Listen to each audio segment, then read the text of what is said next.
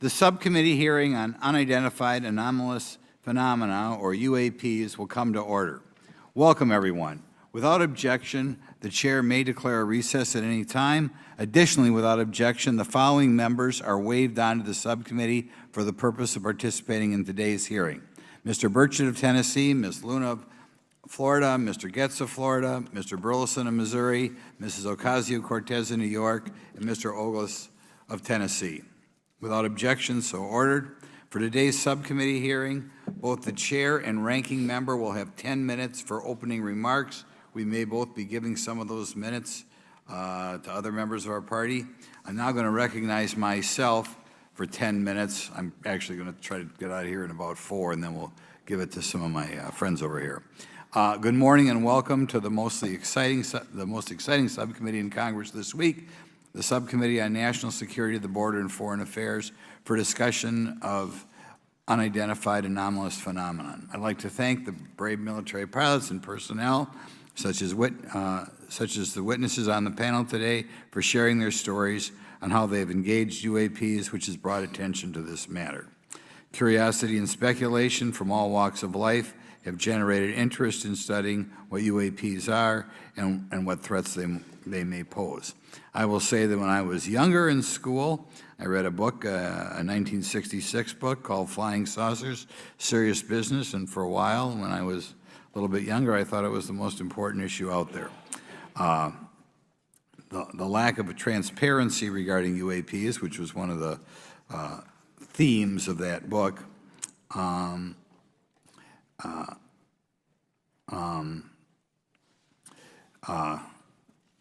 in any event, it's led to interest in studying what UAPs are and what threats they pose. The lack of transparency regarding UAPs has fueled wild speculation and debate for decades, eroding public trust in the very institutions that are meant to serve and protect them, as is evidenced by the large number of people we have here. I also want to point out in 1966, President Gerald Ford claimed to have seen a UFO, and in 1969 in Georgia, Jimmy Carter claimed to have seen a UFO.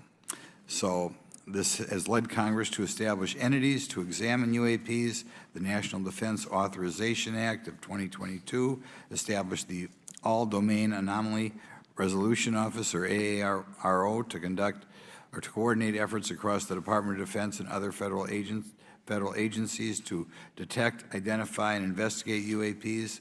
However, AARO's budget remains classified, prohibiting meaningful oversight from Congress. In addition to AARO's efforts, NASA is leading an independent study on UAPs that will identify how UAP data is gathered from both civilian and government entities that can be analyzed to shed light on the topic. However, despite these offices being established, there lies a pressing demand for government transparency and accountability that cannot be overlooked, and that's been a problem that's been around for 50 years. The Biden administration handling of the Chinese spy balloon that violated U.S. airspace is one example how the government is not prepared for these. The Biden administration's description of events has shown that the government continues not to be forthright. Between the Chinese balloon being shot down and 2 UAPs subsequently shot down following the event earlier this year, the U.S. government spent $1.5 million in taxpayer dollars on missiles, yet we have seen little clarity from the Biden administration. We must demand transparency from the Department of Defense, our intelligence community, and our defense industry on the UAP work. We're going to ask some questions about that today. Congress recognizes the subject of UAPs is multifaceted and requires a careful, data-driven approach. Today, we'll see clarity from these witnesses' testimonies, or we'll seek clarity as to what can be done to improve reporting for military and civilians and remain committed to objective inquiry. Congress should work to ensure that knowledge is not driven by fear. Today, we are not just debating the existence of UAPs, we are deliberating on the principles that define our republic, which is a commitment to transparency and accountability. I look forward to hearing from our witnesses today about ways we can improve government efficiency and openness when it comes to UAPs. I thank each of you for your presence here today and for your dedication to safeguarding the interests of the American people. I look forward to your testimony. Now I'm going to turn it over for 2.5 or 3 minutes to Representative Burchett from Tennessee. Thank you, Mr. Chairman. Thank you all for being here. I want to thank everybody for making this happen today. And I want to remind everybody this is a nonpartisan issue. This has nothing to do with party politics. I think the cover-up goes a lot deeper than that. I also want to thank my colleagues, Representative Anna Paulina Luna, sitting beside me here, Jared Moskowitz, my friend across the aisle, has an incredible mind, and I'm anxious to hear his questions. My buddy Eric Burleson, and it's not in my notes here, but Matt Gates. If it hadn't been for Matt Gates, myself, him, and Luna would still be down at Eglin Air Force Base trying to get some answers. He's got an incredible legal mind. Also, I know I saw it in the crowd there, George Knapp, my buddy Jeremy Corbell. They're not witnesses, but they've provided some statements on this subject, and I seek unanimous consent to enter those statements into the record, Mr. Chairman. Without objection. Also, would like to enter in, I understand now that this is unclassified and it's public record, but as we all know, that's sometimes difficult for the public to get a hold of. A report, Defense Intelligence reference documents, advanced space propulsion based on vacuum, space-time metric engineering, some light reading for some of our members. Without objection. Thank you. Mr. Knapp wrote, since 1969, the position of our military has been that UFOs pose no threat to national security and are not worthy of further study. I'd say that's the biggest understatement of the decade. He also goes on to talk about the dismissive attitude. It's at odds with what was revealed in documents, reports, and internal memos. And Mr. Cabral says, as he writes these words, the UFO is emerging as a major topic of global importance. I can state that as a fact. Out there, I met a fellow who came in here all the way from Denmark to be here for this meeting. So this is huge. This is worldwide. I think we suspect what's going on, but I'd also like to thank the members of Congress who have supported our efforts to make this hearing happen. Some have even confided to me that they've had UFO sightings of their own. Those members, of course, some of them wish to remain anonymous, and I'll keep it that way. But also, finally, I'd like to thank these three brave witnesses here. They took an oath. They took an oath to uphold the Constitution of the United States, and dadgummit, they're doing it. And we owe them a debt of gratitude.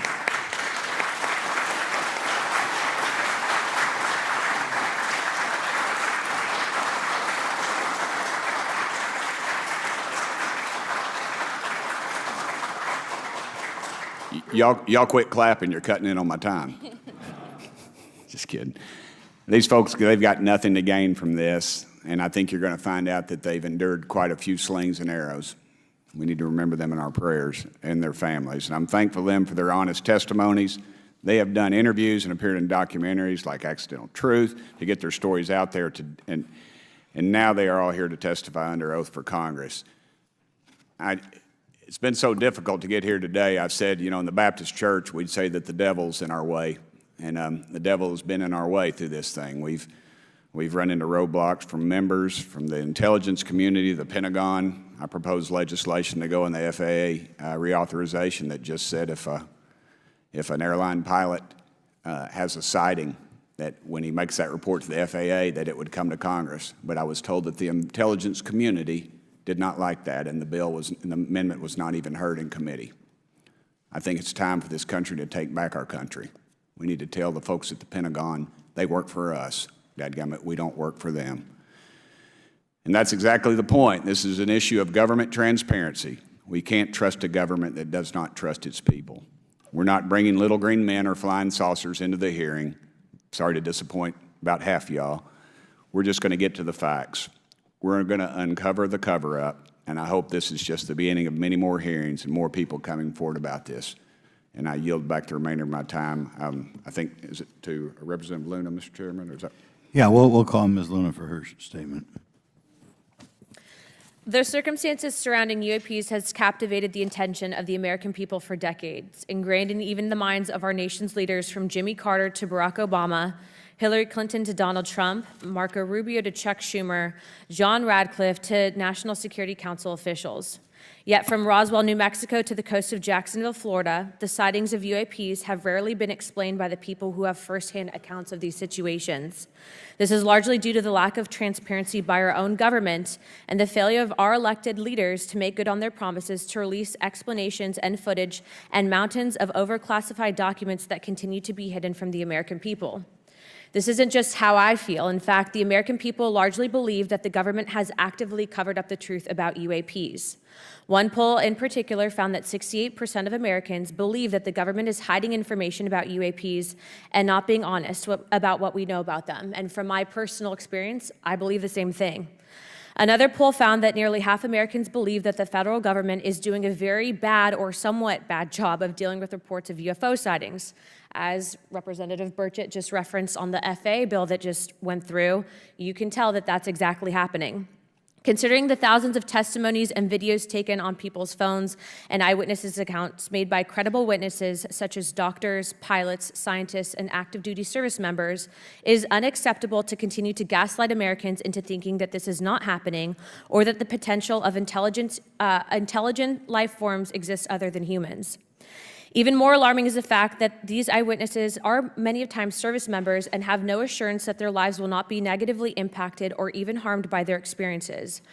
In being an active duty service member working on an airfield, I've had conversations with many pilots where they were in fear of coming forward for retribution and or being taken off flight status. How do we know this? Because the government has said nothing to assure us otherwise.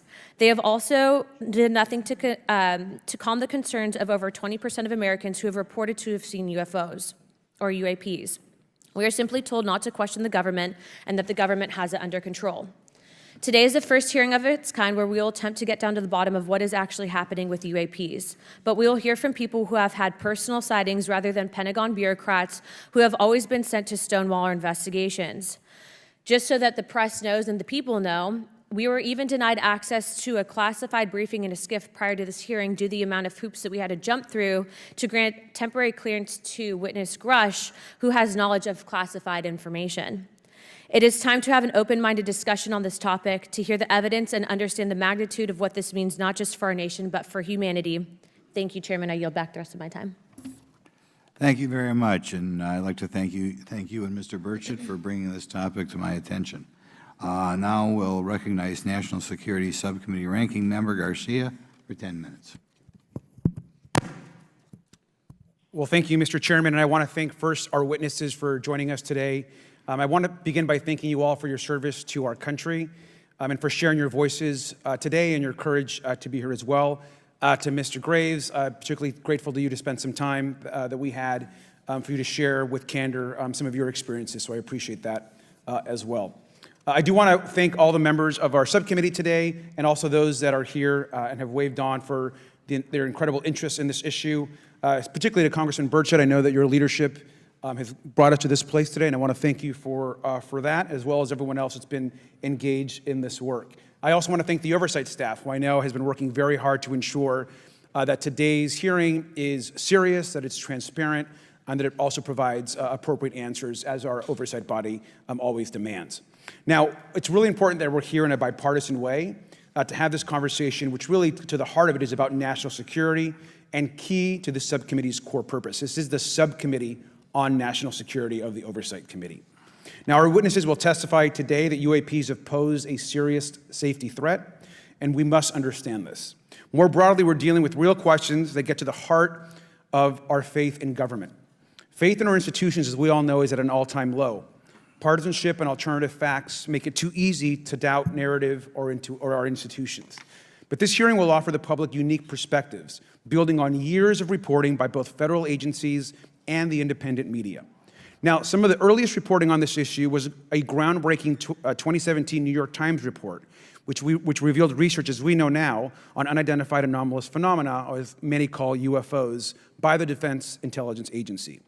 Mr. Graves and Commander Fravors' experiences with UAPs have also been documented by the public, not just by the New York Times, but CNN and many other national news outlets.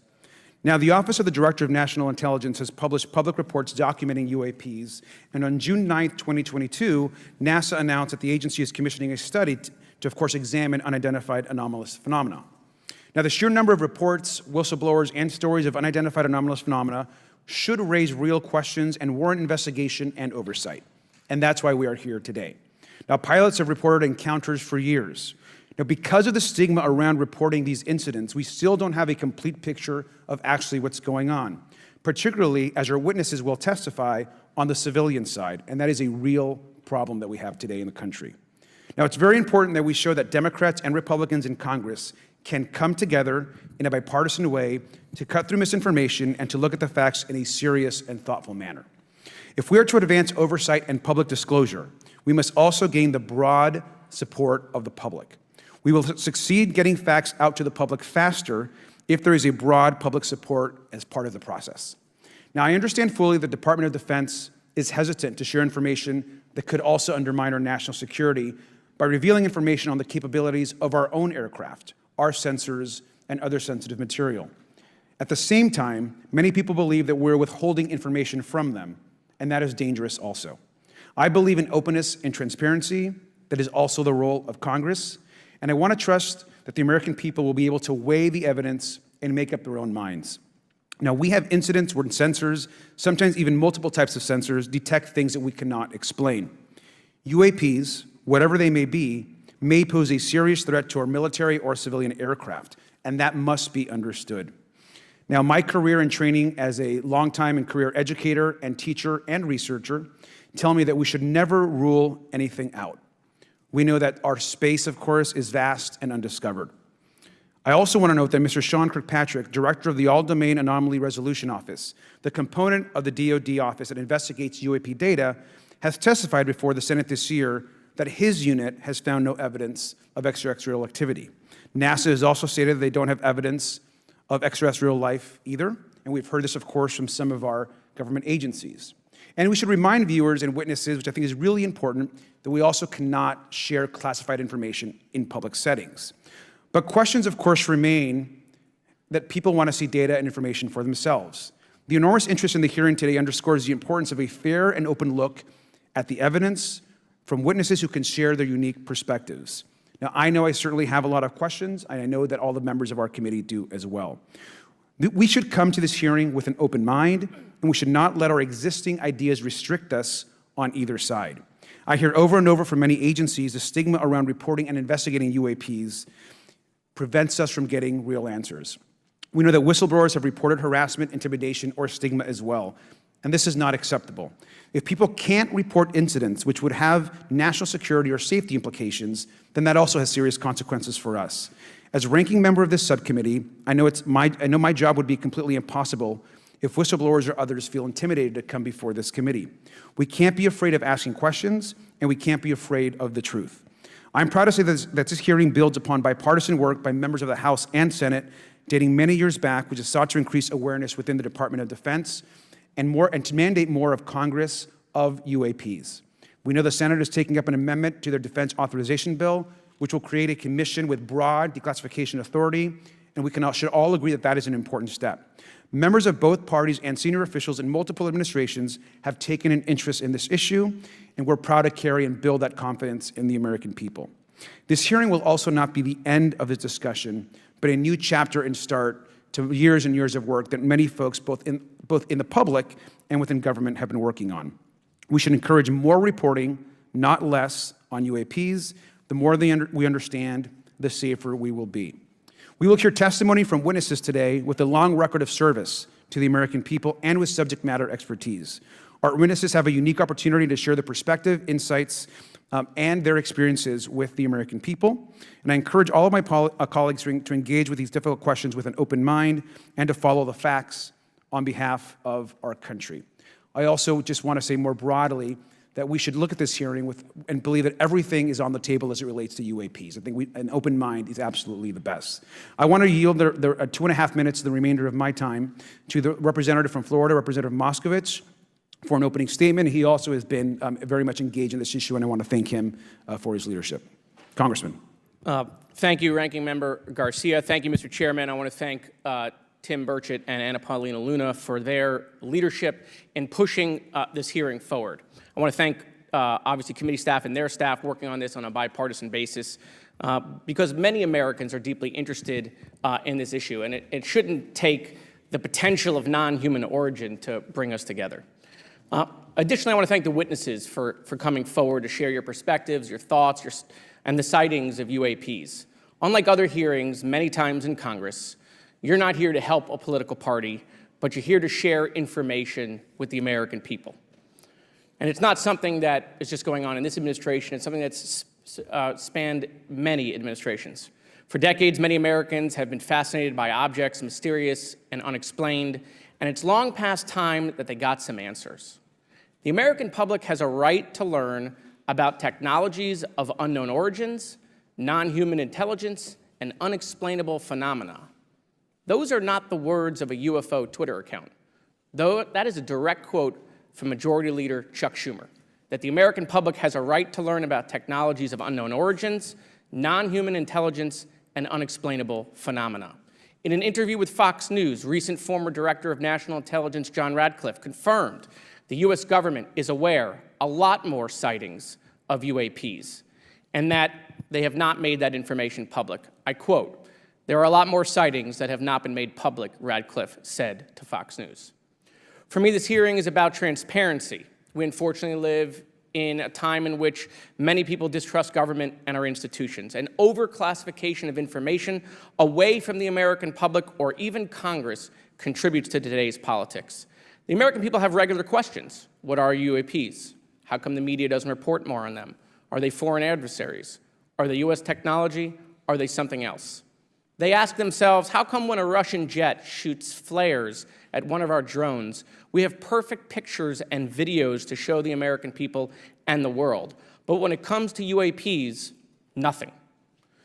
Of course, we must always protect our national security to maintain our superiority, like when stealth helicopters were only rumored to exist, but were used in the Osama bin Laden raid in 2011. But we can't allow that to be used as a shield to keep the American people completely in the dark from basic truths. The American people deserve to hear more about special access programs. Congress has a right to know if there's any unsanctioned weapons development, satellite imagery that has not been provided to Congress. Congress created the All-Domain Resolution Office in the NDAA of 2022. In its initial analysis, there are 171 uncharacterized UAP reports, and this is the words from the report, that appear to have demonstrated unusual flight characteristics or performance capabilities. I believe more information is known about the 171 instances. It's time for Congress to reinsert ourselves. I call on our military leaders and intelligence officials to release more information to the American people about UAPs. And to our military leaders, if there's nothing to conceal, let Congress go to Wright-Patterson Air Force Base, the Dugway Proving Ground, or even Groom Lake in Nevada. We should have disclosure today.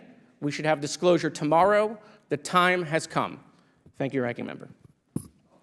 Thank you, Mr. Moskowitz, and I would yield back now to our chairman. Thank you. Right, now I'd like to introduce our witnesses. Our first witness is Lieutenant Ryan Graves.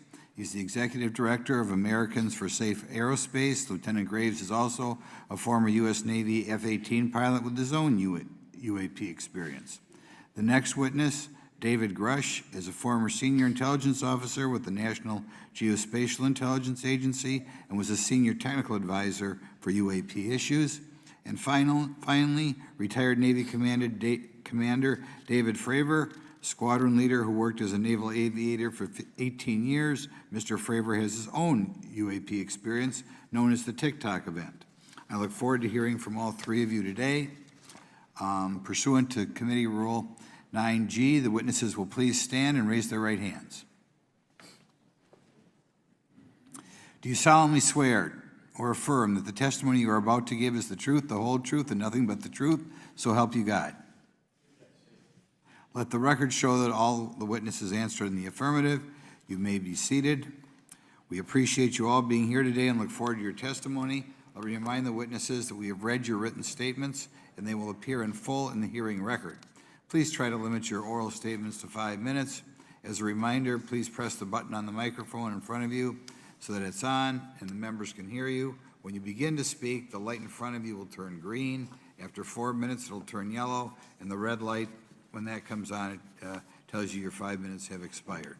I'll now recognize Mr. Graves for 5 minutes for your opening statement. Thank you. Chairman Grothman, Ranking Member Garcia, distinguished members of the House Oversight Subcommittee on National Security, Representatives Burchett and Luna. My name is Ryan Fobbs Graves, and I'm a former F-18 pilot with a decade of service in the U.S. Navy, including 2 deployments in Operation Enduring Freedom and Operation Inherent Resolve.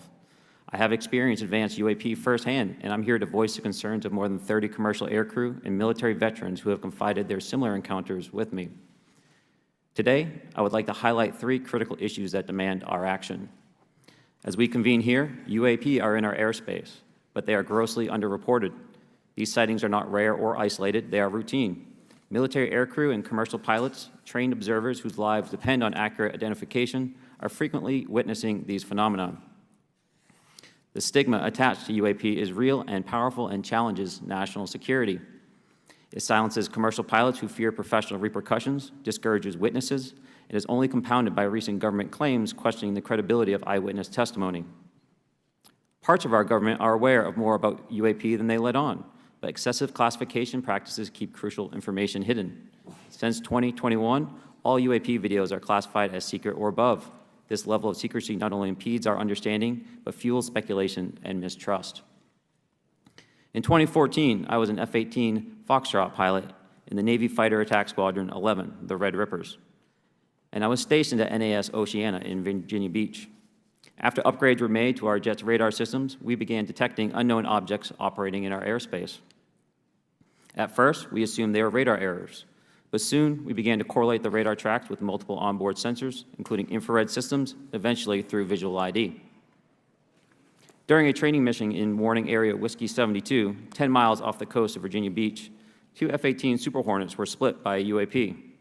The object, described as a dark gray or a black cube inside of a clear sphere, came within 50 feet of the lead aircraft and was estimated to be 5 to 15 feet in diameter. The mission commander terminated the flight immediately and returned to base. Our squadron submitted a safety report, but there was no official acknowledgement of the incident and no further mechanism to report the sightings.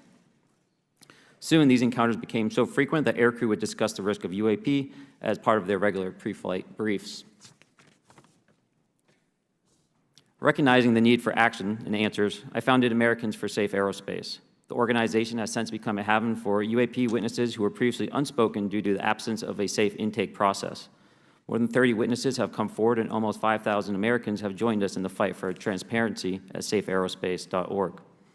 The majority of witnesses are commercial pilots at major airlines. Often, they are veterans with decades of flying experience.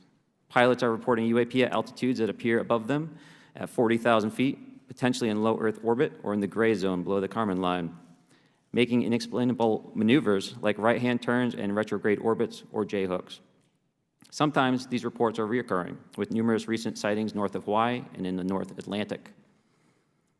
Other veterans are also coming forward to us regarding UAP encounters in our airspace and oceans. The most compelling involve observations of UAP by multiple witnesses and sensor systems. I believe these accounts are only scratching the surface, and more will share their experiences once it is safe to do so. In closing, I recognize the skepticism surrounding this topic.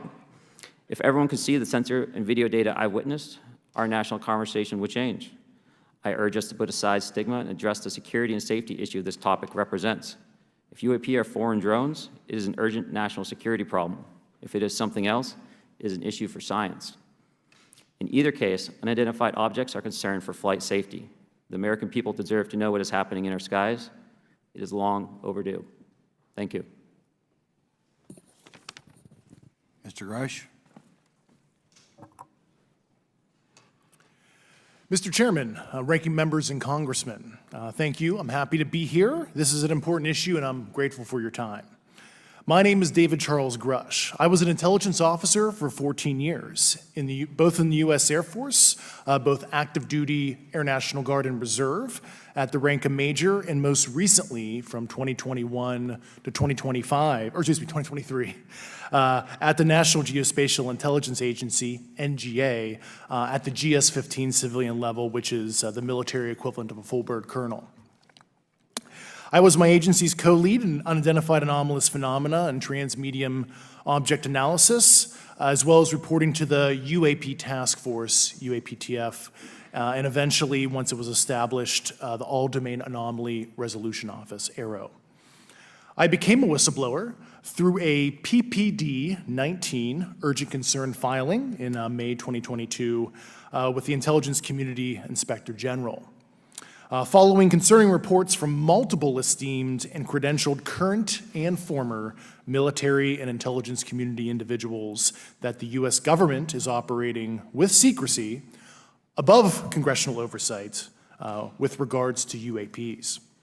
My testimony is based on information I've been given by individuals with a long-standing track record of legitimacy and service to this country, many of whom also have shared compelling evidence in the form of photography, official documentation, and classified oral testimony to myself and my various colleagues. I have taken every step I can to corroborate this evidence over a period of 4 years while I was with the UAP Task Force and do my due diligence on the individual sharing it. This is because of these steps, I believe strongly in the importance of bringing this information before you.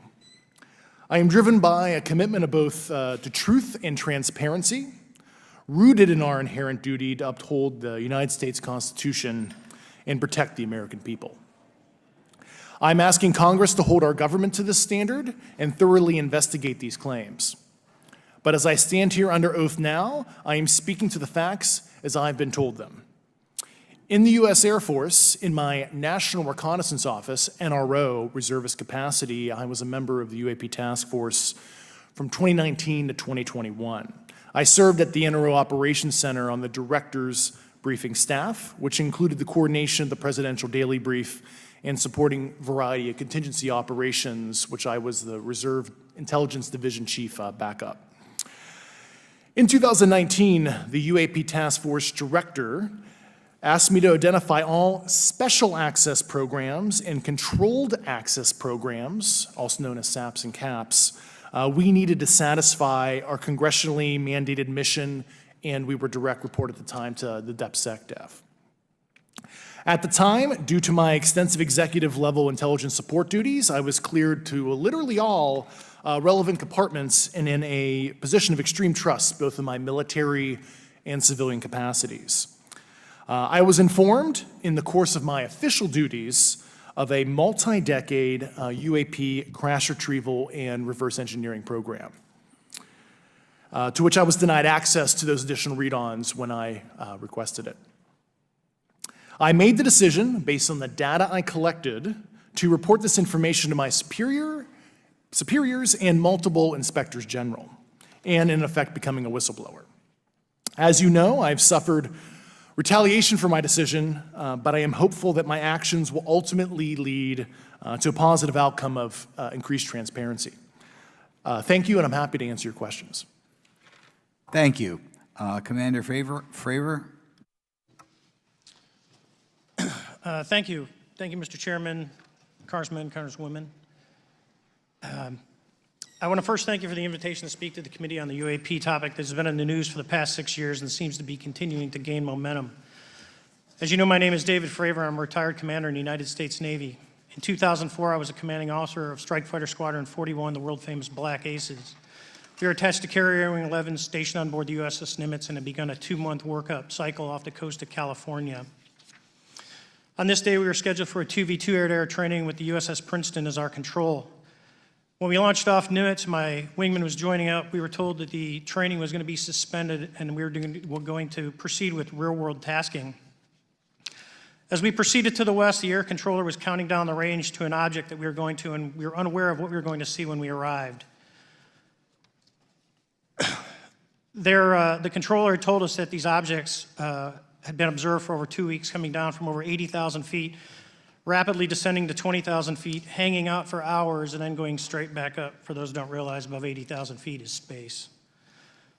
We arrived at the location at approximately 20,000 feet, and the controller called merge plot, which means that our radar blip was now in the same resolution cell as the contact.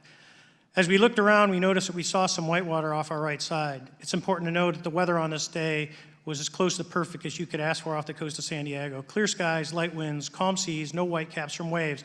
So the whitewater stood out in a large blue ocean.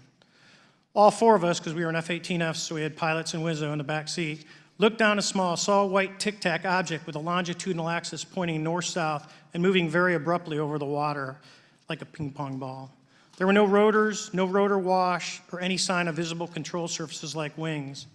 As we started clockwise towards the object, my Wizzo and I decided to go down and take a closer look with the other aircraft staying in high cover to observe both us and the tic-tac.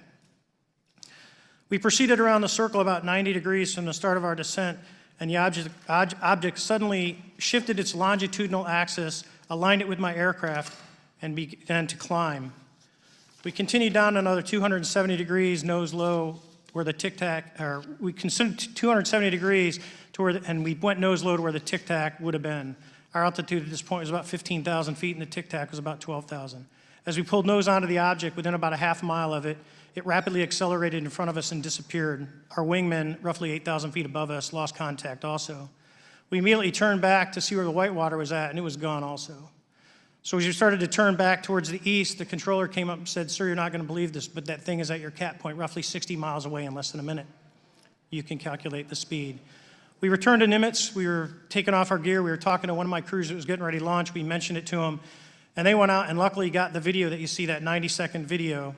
What you don't see is the radar tape that was never released, and we don't know where it's at, of the active jamming that the object put on an APG-73 radar, and I can get into modes later if you're interested. What is shocking to us is that the incident was never investigated. None of my crew were ever questioned. Tapes were never taken, and after a couple days, it turned into a great story with friends. It wasn't until 2009 until Jay Stratton had contacted me to investigate. Unbeknownst to all, he was part of the ATIP program in the Pentagon led by Lou Elizondo. There was an unofficial official report that came out that's now on the internet. Years later, I was contacted by the other pilot, Alex Dietrich, and asked if I'd been contacted, and I said no, but I'm willing to talk.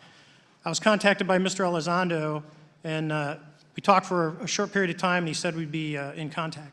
A few weeks after that, I was made aware that Lou had left the Pentagon in protest and joined forces with Tom DeLonge, Chris Mellon, Steve Justice, and others to form Two Stars Academy, an organization that pressed the issue with leading industry experts and U.S. government officials. They worked with Leslie Kean, who is present today, Ralph Blumenthal, and Helene Cooper to publish the articles in the New York Times 2017 New York Times, and it removed the stigma on the topic of UFOs, which is why we're here today. Those articles open the door for the government and public that cannot be closed. It has led to an interest from our elected officials who are not focused on little green men, but figuring out where these craft are, where they're from, the technology they possess, how do they operate. It also led to the Whistleblower Protection Act and the NDAA. There are multiple witnesses coming forward to say that have firsthand knowledge, and Mr. Grush just covered that. What concerns me is that there's no oversight from our elected officials on anything associated with our government processing or working on craft. Believe it not from this world. This issue is not a full public disclosure that could undermine national security, but it is about ensuring that our system of checks and balances works across all work done in the government using taxpayer funds. Relative to government programs, even unacknowledged WAVE programs have some level of oversight by the appropriate committee members in the House and Senate, and this work that is said to be occurring from whistleblower testimonies should not be exempt. In closing, I would like to say that the tic-tac object we engaged in 2004 was far superior to anything that we had on time, have today, or are looking to develop in the next 10 years. If we in fact have programs that possess this technology, it needs to have oversight from those people that the citizens of this great country elected in office to represent what is best for the United States and best for the citizens. I thank you for your time. Thank you very much. Thank you very much. I know it's very difficult for all of you, all you've done in the past to try to illuminate this issue. Call on myself first for some questions. I'm going to start with Mr. Graves. Are pilots that you interact with as part of your organization, do you feel adequately trained and briefed on how to handle encounters with UAPs? No. Right now, military witnesses to UAP have limited options for reporting UAP, but more concerning is that commercial aviation sector has not adapted to the lessons that the military has implemented. The military and Department of Defense has stated that UAP represent a critical aviation safety risk. We have not seen that same language being used in the commercial markets. They are not acknowledging this risk. Okay. What steps do you think you have to be taken to improve a pilot's UAP reporting, be it military or commercial? Right now, we need a system where pilots can report without fear of losing their jobs. There is a fear that the stigma associated with this topic is going to lead to professional repercussions, either through management or perhaps through their yearly physical check. So having a secure system, reducing the stigma, and making this information available through the public is going to reduce the concerns that aircrew have. Could you just give me a little idea of the degree to which reports in the past are not made public right now? Well, I don't think there has been a proper reporting system to gather those reports and thus not report them. So to answer your question, I think there is a dearth of data due to the fact that the reporting has been limited up to this time. Could you tell me why you believe it's, kind of to play the devil's advocate, a reason why some of this stuff should not be available to the public? There's certainly some national security concerns when we use our advanced sensors in our tactical jets to be able to identify these objects. However, there's no reason that the objects themselves would be classified. I would be curious to see how the security classification guideline actually spells out the different nuances of how this topic is classified from the perspective of UAP, not national security. I'll give you a follow-up on that. Assuming that there are reasons why not all this should be made public, this has been around for a long period of time. Can any of the three of you think of any reason why anything related to UAPs, say 15 years and back, should not be immediately made public? I think one of it is acknowledging a vulnerability, both from a collection and I'll just say a countermeasure perspective. So it's We'll go with say, that we haven't cracked for many years. Yeah. even say 20 years back. Is there any reason why, when you go back that far, things shouldn't be made public? Unless it shows a specific national security vulnerability as it relates to a weakness in a particular defense system. Oh, okay, Mr. Fravor, the TikTok incident that you were engaged occurred in 2004. What kind of reporting took place after that incident? None. We had a standard debrief where the backseaters went down to our carrier intel center and briefed what had happened, and that was it. No one else talked to us, and I was in the top 20 in the battle group. No one came. The captain was aware, the admiral was aware, nothing was done. Did your commanding officers provide any sort of justification? No, because I was the commanding officer of the Okay. squadron, so no. Was this incident the only UAP event that you encountered while you were a pilot? Yes, it was. Okay. This is for any one of you. Based off of each of your experiences and observations, do you believe UAPs pose a potential threat to our national security? Yes, and here's why. The technology that we faced was far superior than anything that we had, and you could put that anywhere. If you had one, you captured one, you reverse engineered it, you got it to work, you're talking something that can go into space, go someplace, drop down in a matter of seconds, do whatever it wants, and leave, and there's nothing we can do about it. Nothing. Okay. You two? Well, I would also like to add, from a commercial aviation and military aviation perspective, we deal with uncertainty in our operating space as a matter of our professional actions.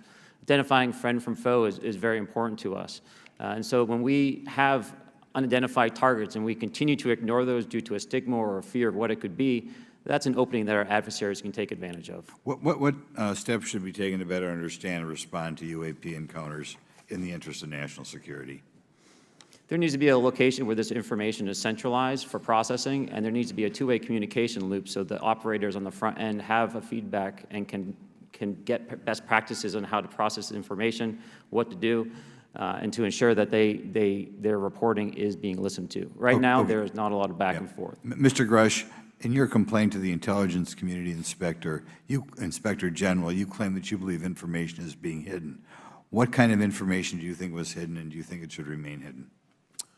Yes, I can speak to that very briefly in unclassified manner. As you know, the preponderance of my complaint was classified to the intelligence communities. Both material acquisition and exploitation activity, also baselining the UAPs but not sharing it with intelligence professionals that are actually doing step briefs to pilots, that kind of information. Yeah. Okay. Thank you very much. Now we'll go to Mr. Garcia. Thank you. Again, thank you all for your service and for testifying today. Want to just talk about the UAPs as it relates to what we're seeing in the pilots' interaction with UAPs.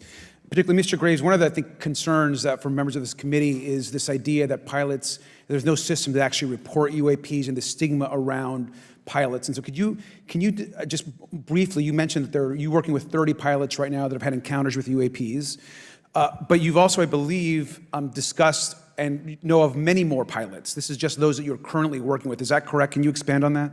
Certainly. I'll break that down in two ways. First, when we were first experiencing these objects off the eastern seaboard in the 2014 to 2015 time period, anyone that had upgraded their radar systems were seeing these objects. So there was a large number of my colleagues that were detecting these objects off the eastern seaboard. They were further correlating that information with their other onboard sensors, and many of them also had their own eye sightings as well of these objects. Now, that was our personal firsthand experience at the time. Since then, as I've engaged this topic, others have reached out to me to share their experiences, both on the military side as well as the commercial aviation side. On the military aviation side, veterans that have recently got out have shared their stories and have expressed how the objects we were seeing in 2014, 2015 continued all the way to 2019, 2020, and beyond. And so it became a generational issue for naval aviators on the eastern seaboard. This was something we were briefing to new students. This is something that was included in the notice to airmen to ensure that there was no accidents. And now with commercial aviators, they are reaching out because they're having somewhat similar experiences as our military brothers and sisters, but they do not have any reporting system that they can send us to.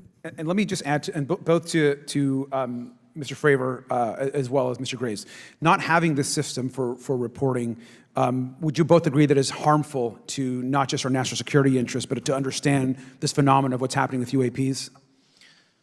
I think it's actually a travesty that we don't have a system to correlate this and actually investigate. You know, so if you took the East Coast, you know, there's coastal radars out there that monitor our air defense identification zone, so out to 200 miles. They can track these, you know, so when you see them, they could actually go and pull that data and get maneuvering. And instead of just having the airplanes, there's other data sources out there. And I've talked to other government officials on this. So you need a centrally located repository that these reports go to.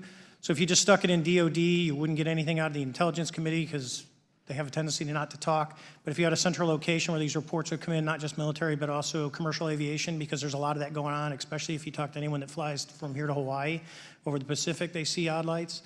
So I think you need to develop something that allows you a central point to collect the data in order to investigate. Mr. Graves?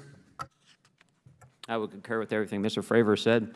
I'll continue to say that the commercial pilots that have reached out to me through Americans for Safe Aerospace are doing so because they don't feel there's another way for them to report this safety issue. And I think one of the clear outcomes of this hearing already is that there has to be a safe and transparent reporting process for pilots, both on the commercial side and the military side, to be able to report UAPs in a way that's also transparent, but also understands the scope of our national security interests and what may be classified or not. But I think there has to be some sort of system, and so that's something that I hope can be an outcome that this committee can work on. Is there anything else for the two of you briefly beyond this reporting system that you think that we can do as a government to encourage and facilitate more civilian reporting? I think we're doing it right now. Okay, great. I think this hearing is going to show the American people that their government takes this topic seriously. And how about civilians that may not be pilots? What kind of process could be in place for civilians who are not pilots, who may have UAP encounters? Do either of you have any suggestions that could facilitate that? My recommendations would be to make that a sensor-centric operation in order to make it as objective as possible. Okay. Sir, Mr. Fravor? No, I agree with Mr. Graves on that. Okay.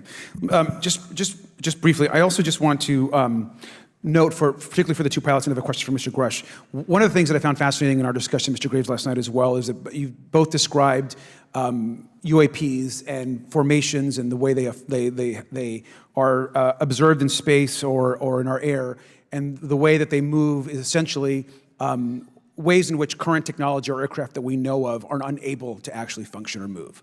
And so will you just, for the public record, again, once again, briefly, just either describe or note that aircraft that are being witnessed, particularly by the 30 folks that you're working with, are essentially outside the scope of anything that we know of today and the technology we have today. Mr. Graves, Mr. Fravor? Yes, the objects that are being seen by commercial pilots are performing maneuvers that are unexplainable due to our current understanding of our technology and our capabilities as a country, and that applies for the military as well. Mr. Fravor? Yeah, I concur with that. We have nothing that can stop in midair and go the other direction, nor do we have anything that can, like in our situation, come down from space, hang out for 3 hours, and go back up. Thank you. My last question, and sometimes I know that you have also said some of these answers in the past, but we're trying to get them on the public record as well, which is really important. Mr. Grush, finally, do you believe that our government is in possession of UAPs? Absolutely, based on interviewing over 40 witnesses over 4 years. And where? I know the exact locations, and those locations were provided to the Inspector General and some of which to the intelligence committees. I actually had the people with the firsthand knowledge provide a protected disclosure to the Inspector General. Thank you. And Mr. Chairman, I would just say that I think that these questions are important questions, and I look forward to being involved in the process to get those answered. I know there'll be a lot of questions from other committee members, so I yield back. Thank you. We'll go to Mr. Burchett himself. Thank you, Mr. Chairman. Thank you, Mr. Garcia. I would like to have you on my legislation to do just that, on the reporting, and we'll get together on that. Maybe you can be my co-sponsor on that. That'd be really cool. Thank you for those great questions. Mr. Graves, again, I'd like to know, how do you know that these were not our aircraft? Some of the behaviors that we saw in a working area, we would see these objects being at 0.0 Mach, that's 0 airspeed, over certain pieces of the ground. So what that means, just like a river, if you throw a bobber in, it's going to float downstream. These objects were staying completely stationary in Category 4 hurricane winds. These same objects would then accelerate to supersonic speeds, 1.1, 1.2 Mach, and they would do so in very erratic and quick behaviors that I don't have an explanation for. Okay. Have you spoken to commercial and military pilots that have seen these off of our East Coast? I have. Okay. Mr. Favor, I noticed that in the Tic Tac video, it's Tic Tac like the candy, not TikTok like the Chinese Communist app. That's correct. Yes, sir. I just want to make that, because my daughter corrected me on that and called me a boomer and said, "Hey, boomer," and I said, "No, baby, it's Tic Tac like the candy. You're going to have to just look it up." And but now I would also like to say today is a day of many firsts. It's a miracle that we're having this meeting, and it's also a miracle that my wife has put up with me for 9 years today. Today is my anniversary, so I want to tell my wife happy anniversary and that I love her very much. As she likes to say, this 9 years have been the best 2 years of her life. So, thank you. Mr. Favor, what astonished you the most about the flight capabilities of these Tic Tac, very briefly? The performance, absolute performance. It was. And you're not aware of any other objects that anybody in the world has, in this world, that has those capabilities? No, I think it's far beyond actually our material science that we currently possess. Are you aware of any other reconnaissance platforms that have tracked or recorded the Tic Tac's maneuvers, maybe the NORAD system or any of the others? I am not. Okay. Mr. Grush, thank you for being here, brother. Thank you all very much. Have you faced any retaliation or reprisals for any of your testimony or anything on these lines? Yeah, I have to be careful what I say in detail because there is an open whistleblower reprisal investigation on my behalf, and I don't want to compromise that investigation by providing anything that may help provide somebody information. But it was very brutal and very unfortunate, some of the tactics they used to hurt me both professionally and personally, to be quite frank. Yeah. It's very unfortunate. As they say, when you're over the target, that's when they do the most firing at you. Do you have any personal knowledge of people who have been harmed or injured in efforts to cover up or conceal these extraterrestrial technology? Yes. Personally. Have anyone been murdered that you would that you know of or have heard of, I guess? I have to be careful asking that question. I directed people with that knowledge to the appropriate authorities. Maybe in a, if we could get in a confidential area, SCIF, we could talk about that. But unfortunately, we were denied access to the SCIF, and that's very unfortunate in this scenario. Mr. Favor, do you believe that you witnessed an additional object under the water in relation to your encounter? I will say we did not see an object. There was something there to cause the whitewater, and when we turned around, it was gone. So there was something there that obviously moved. Okay, it was not the same object though that you were looking at, correct? No, we actually joked that the Tic Tac was communicating with something when we came back, and because the whitewater disappeared. We were in another instance. We're told about the capabilities of a jamming during viewing of when there were some people chasing some of these objects. Did you experience any of that jamming or interrupting your radar or weapons system? My crew that launched after we landed experienced significant jamming to the APG-73 radar, which was what we had on board, which is a mechanically scanned, very high-end system prior to the APG-79. And yes, it did pretty much everything you could do: range, velocity, aspect, and then it spit the lock, and the targeting pod is passive. That's what we were able to get the video on. I'm about to run out of time, but are you aware of any of our enemies that have that capability? No.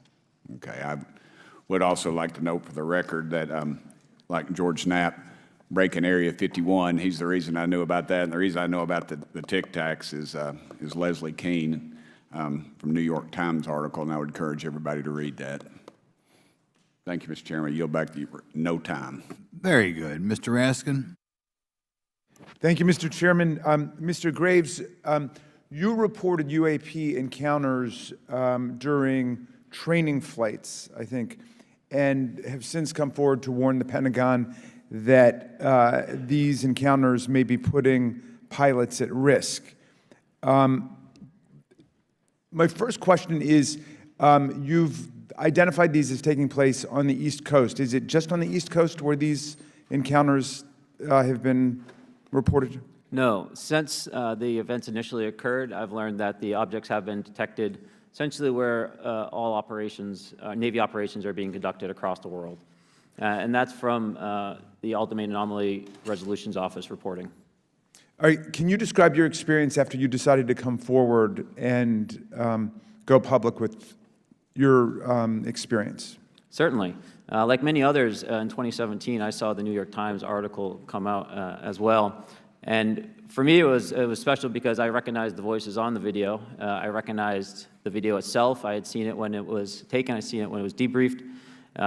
And so that was kind of shook me because I realized that this problem was still ongoing. And so I reached out to colleagues back on the East Coast and realized that this was still a safety risk that they were dealing with, that they had essentially hit a wall with how they could move forward on this conversation. It was at that point when I decided to try to move the conversation forward myself. Are there common characteristics to the UAPs that have been cited by different pilots, and can you describe what the convergence of descriptions is? Certainly. We were primarily seeing dark gray or black cubes inside of a clear sphere. I'm sorry, dark gray or black cubes? Yes, inside of a clear sphere, where the apex or tips of the cube were touching the inside of that sphere. And that was primarily what was being reported when we were able to gain a visual tally of these objects. And that occurred over almost 8 years. And as far as I know, it's still occurring. I take it that you're arguing what we need is real transparency in a reporting system so we can get some clarity on what's going on out there, because there are many pilots in your situation, but we should have a way of developing a systematic inventory of all of such encounters. Is that right? Yes, and I think we need both transparency and the reporting. We have the reporting, but we need to make sure that information can be promulgated to commercial aviation as well as the rest of the populace. Mr. Grush, what about you? What was your experience after you came forward? Well, it's only been about 2 months or so, so I guess my experience has been overwhelming support from former colleagues of mine that have privately messaged me, and I do appreciate that. But I do have knowledge of active planned reprisal activity against myself and other colleagues, and it's very, very upsetting to me. Coming from where? Certain senior leadership at previous agencies I was associated with. And that's all I'll say publicly, but I can provide more details in a closed environment. Okay. Well, I hope you understand that there would be bipartisan rejection of any attempt to vilify, demonize, or engage in other reprisals against our witnesses and people who are telling the truth from their perspective. Yeah, there were certain colleagues of mine that were brutally administratively attacked, and it actually makes me very upset as a leader to see that happen to other coworkers and actually superiors of mine over the last 3 years. How do you account for that response? That seems like a bizarre response. I call it administrative terrorism. That's their quiver, their tool in the toolbox to silence people, especially the career government service cares about their career, cares about their clearance, their reputation to climb the ladder. And when you threaten that float, career path, a lot of people back off. But I'm here to represent those people, so. Mr. Fravor, what about you? What has your experience been since you've come forward with your perspective on this? Actually, I've been treated very well. And the 6 people that were involved, myself included, all of them have or will be retiring from the military as 05s or 06s. And all my friends that are very senior, 3 and 4 stars, I've talked to them. They believe, they understand there's a problem. But no, I was actually treated really well. And what is your general interpretation of these phenomena, or what is your current thinking of trying to make sense of them? Well, I'll say, I'm not like a UFO fanatic. It's not me. But I will tell you that what we saw with 4 sets of eyes over a 5-minute period, still, there's nothing, we have nothing close to it. It was amazing to see. I told my buddy I wanted to fly it, but yeah, it's just an incredible technology. All right, Mr. Chairman, thank you very much. I'll yield back to you. Thanks. On to Ms. Luna.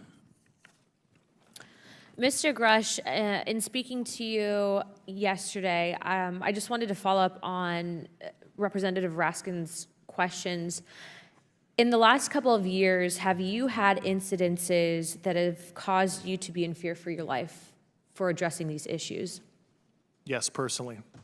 Okay. Yeah. I just want everyone to note that he's coming forward in fear of his life. To put in perspective, if they were really not scared about this information coming out, why would someone be intimidated like that? To your knowledge, are NHIs working with adversarial foreign governments in either technology exchange programs or back engineering programs? I don't have data on that. I'm not sure. Have you heard or you had people come forward to present that evidence? Not that particular evidence that you just espoused. Okay, on the 19th of April, Dr. Kirkpatrick, head of AARO, had said that he did not find any evidence of UAPs. You also stated that you had, in your interview, that you had briefed him on information that you were uncovering, but that he did not follow up with you. Were the items that you divulged to him pertinent to national security?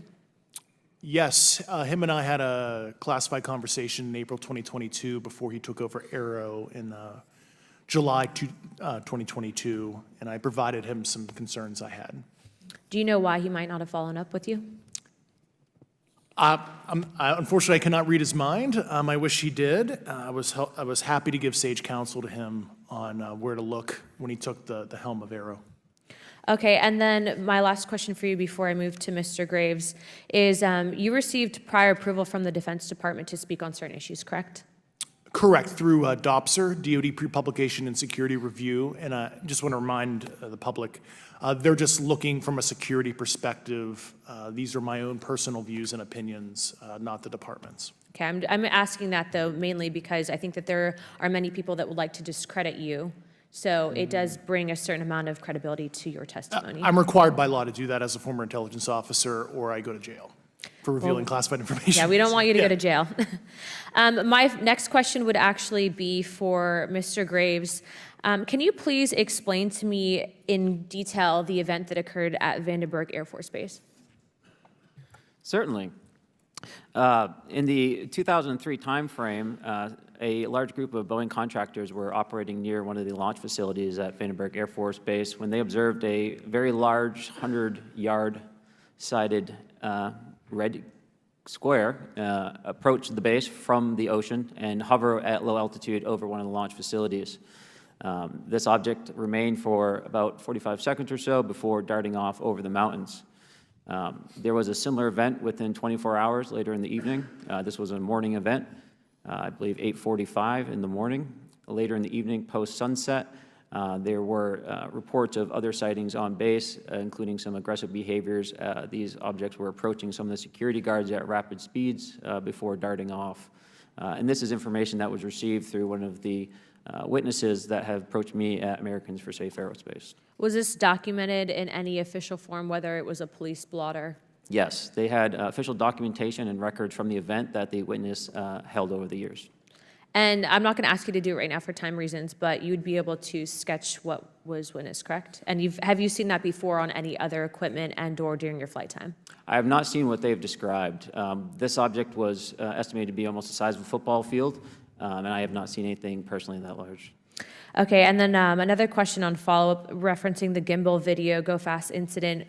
Can you just clarify, because to our understanding, the footage was actually cut off at a certain point, but what happens at the end of that video, just for those Americans specifically that are wanting to know about the rest of that footage? Certainly. There was some uncertainty or instability with the object. It seemed to rock a bit, and that's the last I had seen of the video. Much of the data that I would recommend be analyzed would consist of radar data that would provide precise kinematics on the object, as well as the fleet of objects that were operating nearby.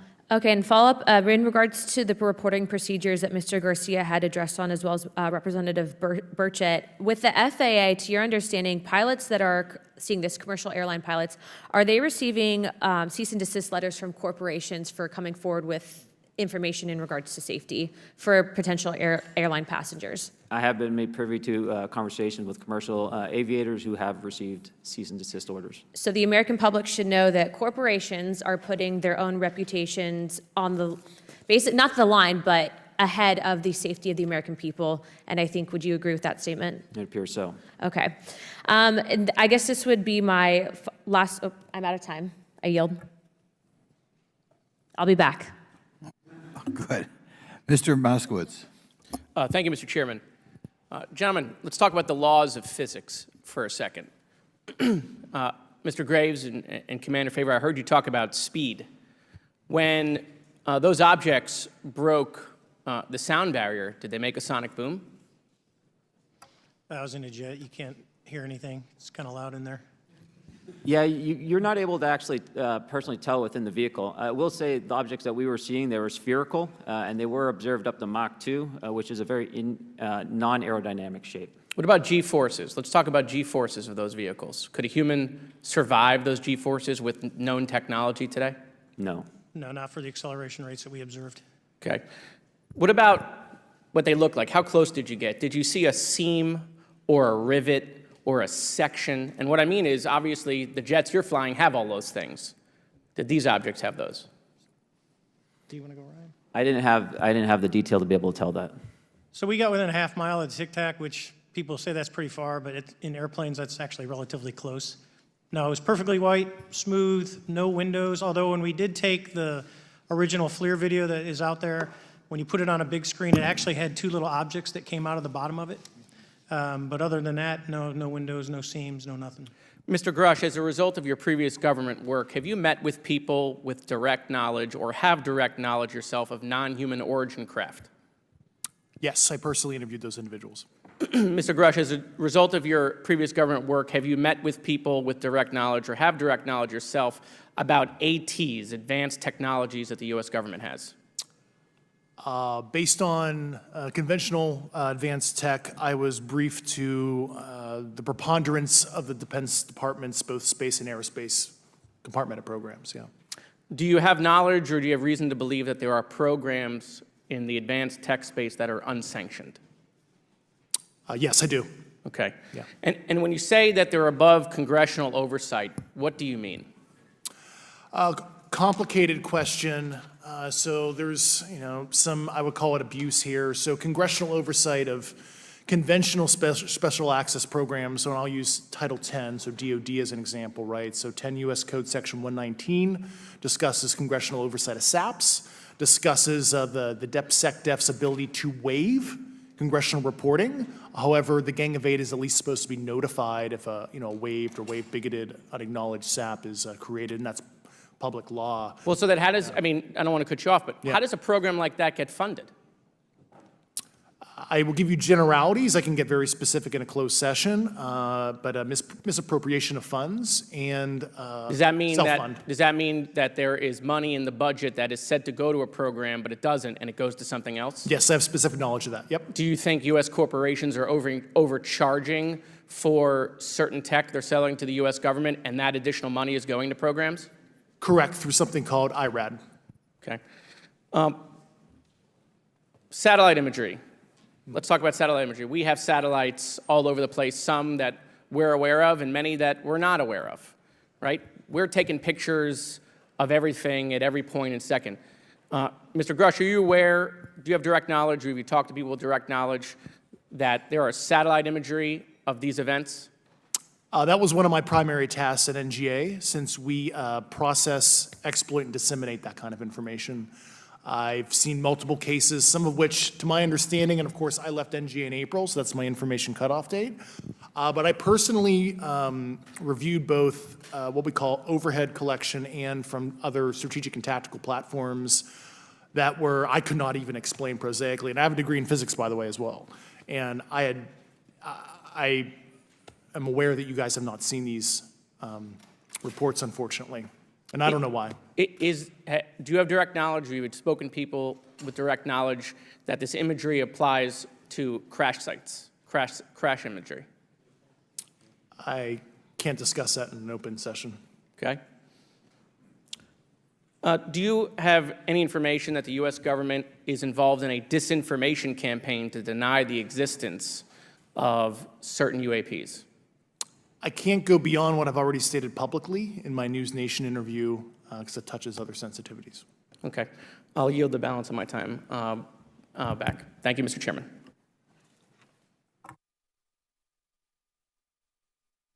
Ms. Fox? Thank you, Mr. Chairman, and I thank our witnesses for being here today. Mr. Garouche, in your sworn testimony, you state that the United States government has retrieved supposedly extraterrestrial spacecraft and other UAP-related artifacts. You go so far as to state that the U.S. is in possession of, quote, non-human spacecraft, end quote, and that some of these artifacts have circulated with defense contractors. Several other former military and intelligence officials have come forward with similar allegations, albeit in non-public settings. However, Dr. Sean Kirkpatrick, the director of AARO, previously testified before Congress that there has been, and I quote, no credible evidence thus far of extraterrestrial activity or of, quote, off-world technology brought to the attention of the office. To your knowledge, is that statement correct? It's not accurate. I believe Dr. Kirkpatrick mentioned he had about 30 individuals that have come to AARO thus far.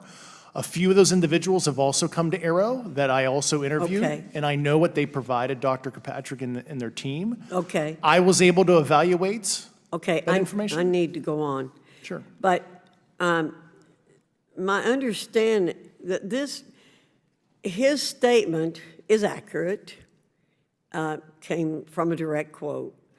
And this contradiction is a perfect example of why we need to inject transparency into our government. And for another example, look no further than the pitiful response to the Chinese spy balloon debacle earlier this year. You may remember the mass confusion that ensued when the balloon was first spotted over Montana, 4 days after it first entered U.S. airspace over Alaska. The Biden administration's initial inability to address the object grew into a continuous series of embarrassments. After news of the balloon reached the mainstream media, we were assured that the balloon posed no threat to our security. However, after the balloon was allowed to transit the entire continental United States, fighter jets were scrambled off the coast of South Carolina to shoot it down. This flip-flopping and obfuscation caused needless confusion, fear, and panic across the country. It's my hope, Mr. Chairman, that this sort of confusion will not be repeated. We should investigate the extent to which elements of our government possess or do not possess information that is of critical value to the American people. We owe it to the citizens of this nation to make sure that our government is transparent and accountable. We must make sure that our government provides answers, and Congress must do its duty to solicit those answers. With that, Mr. Chairman, I yield back. Yeah, Mr. Frost. Thank you, Mr. Chairman. In 2022, NASA announced that it was commissioning an independent study team to examine UAPs. The NASA team is comprised of scientists across different fields, as well as former astronauts and pilots. In May, the independent study team held its first public meeting, which included the perspectives from NASA senior leaders, as well as perspectives from the Department of Defense and intelligence agencies. The NASA study team is also expected to release its first report pretty soon, and I think it's safe to say that we all eagerly await its results. Mr. Graves, how might NASA's research influence the commercial industry regarding safety in UAP? I think NASA has a big role to play as far as commercial aviation safety, and it's one of their original charges as an organization. One of the recommendations that have been put forward is to utilize their existing aviation safety reporting system to serve as a short-term fill and trusted platform for pilots that want to report on UAP. It also has built-in analytics capability and is funded by Congress.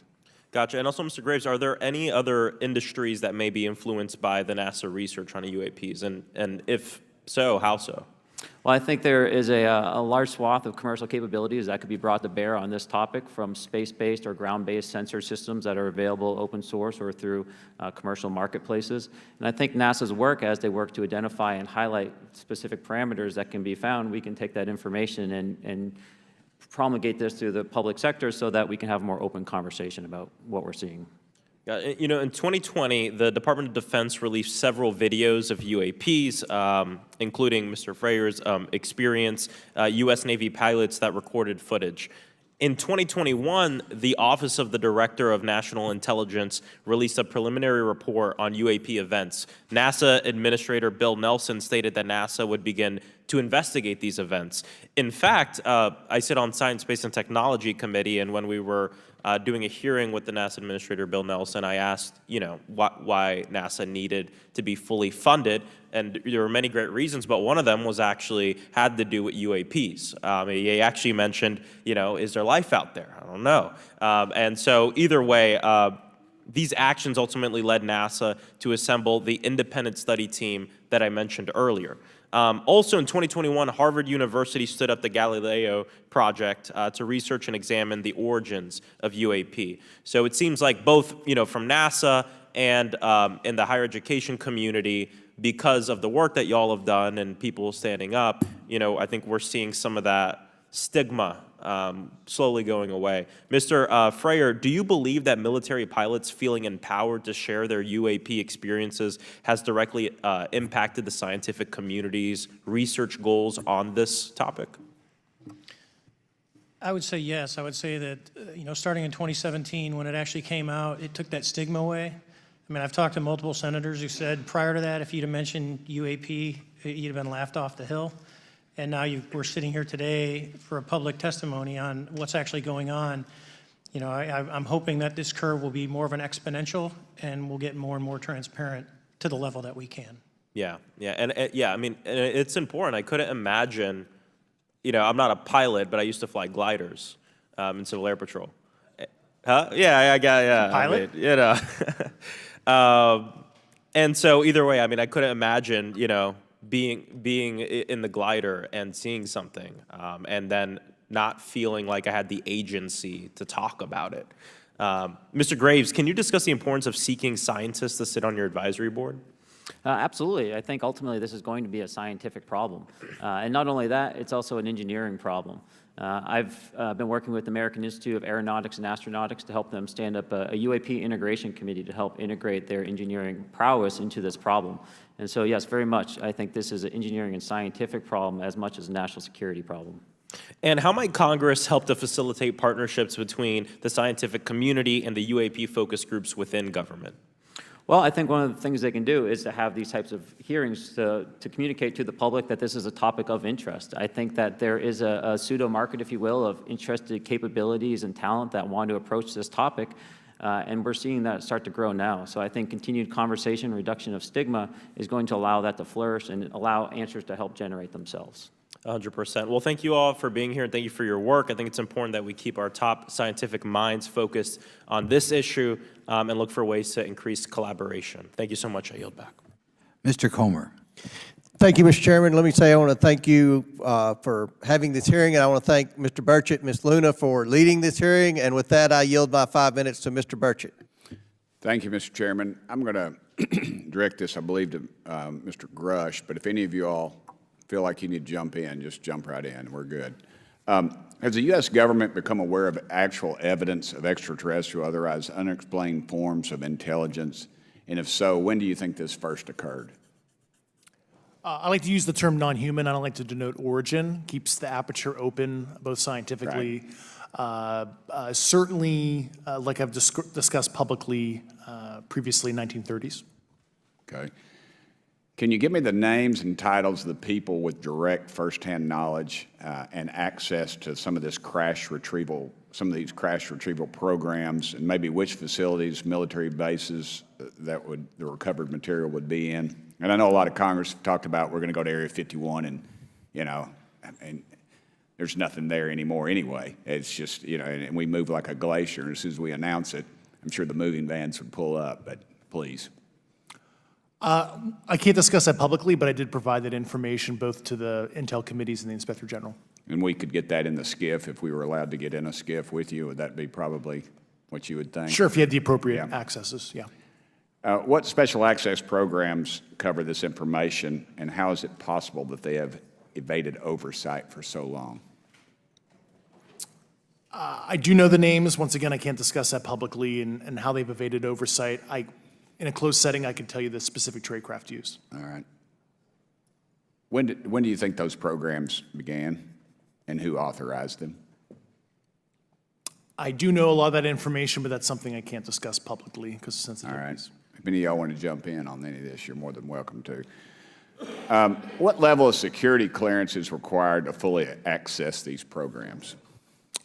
Well, anybody who has... and I say that because myself, Representative Gates and Representative Luna were basically turned away at one point at Eglin. So please go right ahead.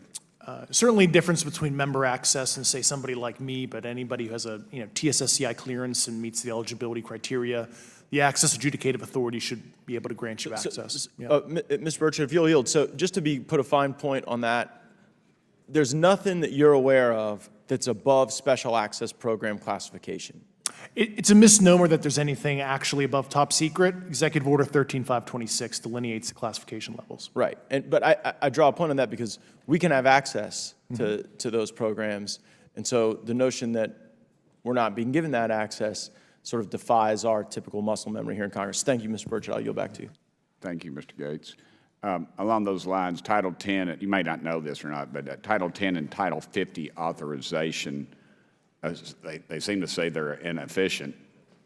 So who gets to decide this, in your opinion, in the past? It's a group of career senior executive officials. Okay, are they government officials? Both in and out. Do what? Both in and out of government, and that's about as far as I can go there. Yeah. All right, well, that leads to my next question. Which private corporations are directly involved in this program? How much taxpayer money has been invested in these programs, to your knowledge? I mean, we know we audit the Pentagon every year, and I've been here 5 years, and they failed the dadgum thing every year. They lose over $1 billion a year, we think, and I was told the Department of Defense maybe 60% of their assets are unaccounted for, whatever the heck that means. In the public sector, you go to jail for that kind of crap. So tell me. Yeah, I know when I'm $1 off of my DTS travel voucher, I get hammered, but it seems like it doesn't work the other way, If you right? sell over if you sell over $600 worth of stuff on eBay, now you get a call from the IRS. So please, what corporations? Yeah, I don't know the specific metrics towards the end of your question. The specific corporations I did provide to the committees in specific divisions, and I spent 11 and a half hours with both Intel committees. So. Okay, has there been an active U.S. government disinformation campaign to deny the existence of unidentified aerial phenomena? And if so, why? I can't go beyond what I've already espoused publicly about that.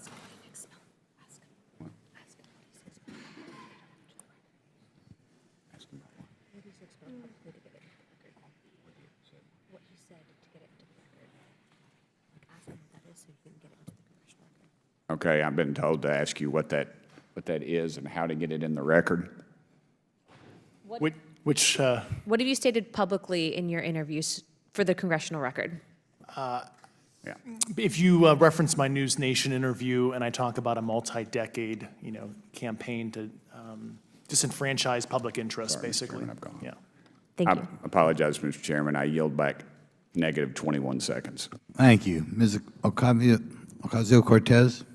Thank you, Mr. Chairman, and thank you to our witnesses for coming here today. I do concur with the ranking member as well as several other members here on this committee that this is a committee for whistleblowers and for the protection of whistleblowers as well. So we understand what you're putting on the table here and what you're putting on the line here, and we thank you for that. Mr. Grush, you sat on the Unidentified Anomalous Phenomenon Task Force created in the 2020 NDAA, correct? Yes. There have been some things that have been mentioned here during this hearing that I wanted to pick up on. Mr. Graves, you mentioned specifically during the answers to one of your questions, you named Boeing contractors being engaged in an incident regarding this red cube about a football field wide. I was wondering if you could speak a little bit about the interaction, or Mr. Grush, either of you, the interactions between defense contractor companies and any UAP-related programs or activities. So I'll just say that the information about the contractor themselves were provided by a witness, and I have no particular detail in that relationship. Mr. Grush. The kind of general unclassed wave tops, certainly the contractors, are the metal benders, so to speak. They're the ones actually doing specific performance on government contracts. Are they required to issue any disclosure regarding UAP sightings, or do they engage in any reporting around this? In terms of the contractors, Yes. not that I'm aware of. They do not. Okay. Now, when it comes to notification that you had mentioned about IRAD programs, we have seen defense contractors abuse their contracts before through this committee. I have seen it personally, and I have also seen the notification requirements to Congress abused. I am wondering, one of the loopholes that we see in the law is that there is, at least from my vantage point, is that depending on what we're seeing, is that there are no actual definitions or requirements for notification. What methods of notification did you observe? Like when they say they notified Congress, how did they do that? Do you have insight into that? For certain IRAD activities, I can only think of ones conventional in nature. Sometimes they flow through certain, I'll just say, SAP programs that have cognizant authority over the Air Force or something, and those are congressionally reported compartments, but IRAD is literally internal to the contractor, so as long as it's money, either profits, private investment, et cetera, they can do whatever they want. To put a finer point on it, when there is a requirement for any agency or company to notify, or any agency to notify Congress, do they contact the chairman of a committee? Do they get them on the phone specifically? Is this through an email to hypothetically a dead email box? A lot of it comes through what they call the PPR, Periodic Program Review Process, if it's a SAP or Controlled Access Program Equity, and then those go to the specific committees, whether it be the SAS, CASC, HISI. Thank you. I apologize, my time is limited. Mr. Graves, one of your main concerns is that the FAA currently does not have an official process to receive reports of UAP from pilots or others, correct? Correct. And in your experience, what data should the AERO program prioritize for potential collection? We have, location, date, time, but are there other specific characteristics that should be included in these reports? Certainly. I think that there's two categories that would be important. One would be kinematics and understanding the specifics of how the vehicle or objects are moving. And the second would be a more zoomed out approach of being able to look at origin and destination before the incident, as well as getting a better contextual understanding of how these objects are interacting with each other. Thank you. Now, because I only have a minute left, I apologize, we only have 5 minutes today, but for the record, if you were me, where would you look? Titles, programs, departments, regions, if you could just name anything. And I put that as an open question to the three of you. I'd be happy to give you that in a closed environment. I can tell you specifically. Thank you. Commander Fravor?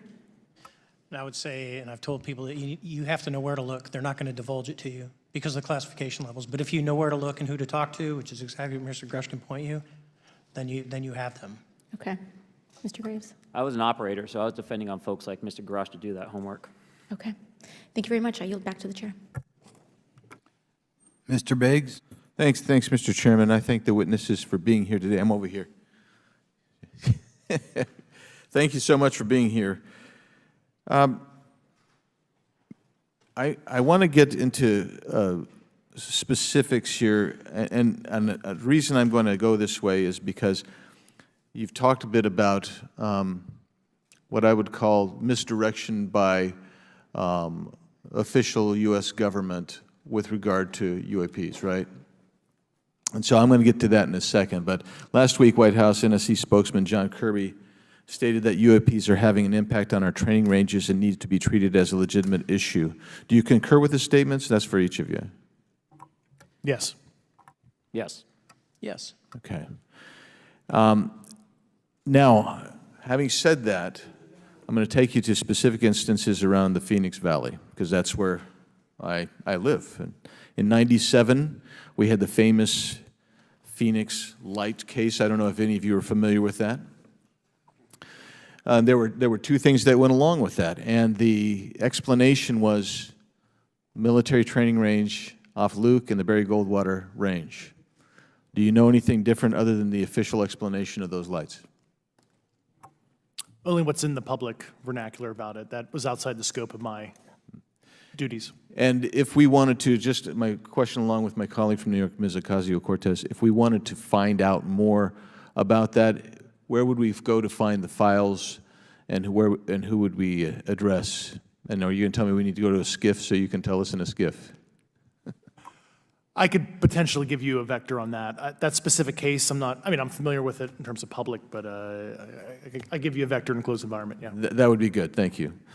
So if it's true that UAPs are having an impact on training ranges, and this administration considers it to be a legitimate issue, what steps can Congress take to address training range impacts? And I say that having two very large training ranges in my state.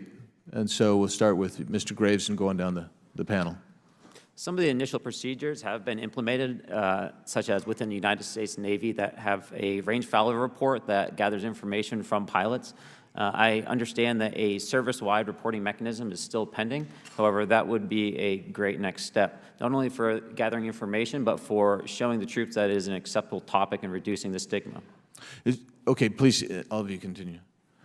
Yeah, as a recipient of a lot of those training range reports, sometimes we only get contextual kind of oral reporting. It'd be nice if they attached all sensor data and there's a system in place that can handle multiple classifications of data. And that's an issue with the F-35, right? That jet was never built to be an ISR platform. And it's a pain in the, we'll just say, butt to get that data off. So, yeah. Great. Thank you. Yeah, I would agree with the previous two. Being a user of those training ranges, that the data has to be out there. You have to acknowledge that you're seeing them, and then you have to collect the data. Right now, you get the report, someone says, I saw something, but no one collects the radar data to back it up and do research. Okay. Do you believe that the 2019 classification guidelines for UAPs interferes with the federal government's ability to be transparent with the American people? And do you think we need to be more transparent with the American people? All of you, yeah. I'll say yes to that. Yeah, I'm familiar with at least the UAP Task Force 2019 Security Classification Guide. I think it's fair. I did actually help author that with the director. You got a bias that way then. But I will say, I'll call it a lazy attitude about declassifying videos. I mean, I've seen some of the videos of the recent shoot down, and I saw no reason that couldn't have been released as long as they mask some data. The American people deserve to see that imagery and full motion video. I would think, well, in my opinion, I will say things are overclassified. I know for a fact the video or the pictures that came out in the 2020 report that had the stuff off the East Coast, they were taken with an iPhone off the East Coast. A buddy of mine was one of the senior people there, and he said they were originally classified at TSSCI. And my question to him was, what's TSSCI about these? They're an iPhone Right. literally off the vacapes. That's not TSSCI. So they're overclassified, and as soon as they do that, they go in a vault, and then you all have to look for them. Yeah, so with the overclassification, that may be one way. Are there other ways that the DOD or intelligence agencies are keeping this information from the American people or even from Congress? I think part of that has been not encouraging reporting. If the problem is not something that can be measured, it's not something that's going to be fixed. Okay, very good. Well, I'm out of time, and I thank you, Mr. Chairman, and I yield back. First of all, without objection, Representative Nick Langworthy of New York has waived on the subcommittee for purpose of questioning witnesses at today's subcommittee hearing. And then we go to Mr. Burleson. Thank you, Mr. Chairman. Appreciate you guys coming out today, testifying. Look, I've been here for 6 months, and I'm pretty skeptical. I don't trust anything in this town. And so I think that's because I'm from Missouri. You've got to show me, right? With that being said, there's been a lot of things that have been said in the public, Mr. Grush, and so I want to get down to, if we can, some specifics, right? So at one point you had said that there has been harmful activity or aggressive activity. Has any of the activity been aggressive, been hostile in your reports? I know of multiple colleagues of mine that got physically injured. And the activity, and I got to by UAPs or by people within the federal government? Both. Okay, so there has been activity by alien or non-human technology and or beings that has caused harm to humans. I can't get into the specifics in an open environment, but at least the activity that I personally witnessed, and I have to be very careful here, because they tell you never to acknowledge tradecraft, right? So what I personally witnessed, myself and my wife, was very disturbing. Okay. One of my constituents actually sent this next question, and I figured I'd ask it since I had the same thought. You've said that the U.S. has intact spacecraft. You said that the government has alien bodies or alien species. Have you seen the spacecraft? I have to be careful to describe what I've seen firsthand and not in this environment, but I could answer that question behind closed doors. Yeah. And have you seen any of the bodies? That's something I've not witnessed myself. Okay, and so with that being said, and the other statement that has been made that was intriguing to me it's intriguing because my view has been that we are billions of light years away from any other system.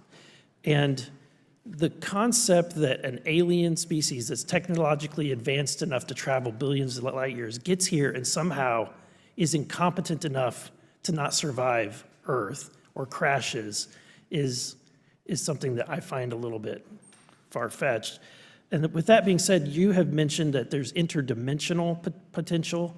Could you expound on that? Yeah, to answer your first question, and I'm here as a fact witness and expert, but I will give you a theoretical framework, at least to work off, to kind of espouse crashes, regardless of your level of sentience, right? Planes crash, cars crash, n number of sorties, however high, a small percentage are going to end in mission failure, if you will, as we say in the Air Force. And then in terms of multidimensionality, that kind of thing, the framework that I'm familiar with, for example, is something called the holographic principle. It derives itself from general relativity and quantum mechanics, and that is, if you want to imagine a 3D object such as yourself casting a shadow onto a 2D surface, that's the holographic principle. So you can be projected, quasi-projected from higher dimensional space to lower dimensional. It's a scientific trope that you can actually cross, literally, as far as I understand, but there's probably guys with PhDs that we could probably argue about that. But you have not seen any documentation that that's what's occurring? Only a theoretical framework discussion, yes. Okay. Okay. Occam's razor is that these aircraft, have they been identified that they are being produced by by domestic, military and contractors? Is there any evidence that that's what's being recovered? Not to my knowledge, plus the recoveries predate a lot of our advanced programs that I previously am witting of, so. Would it be safe to say that there could be a scenario today where you have an aircraft that crashes and because it's been involved in one program from one federal agency, and but the agency that retrieves it is not aware of that program, and to them it appears alien in origin? I mean, that's a hypothetical situation. I'm not aware of any historical situation that would match that you described, so. You're not aware, it has not happened that you're aware of? That I'm aware of. Thank you, Mr. Chairman. I yield back.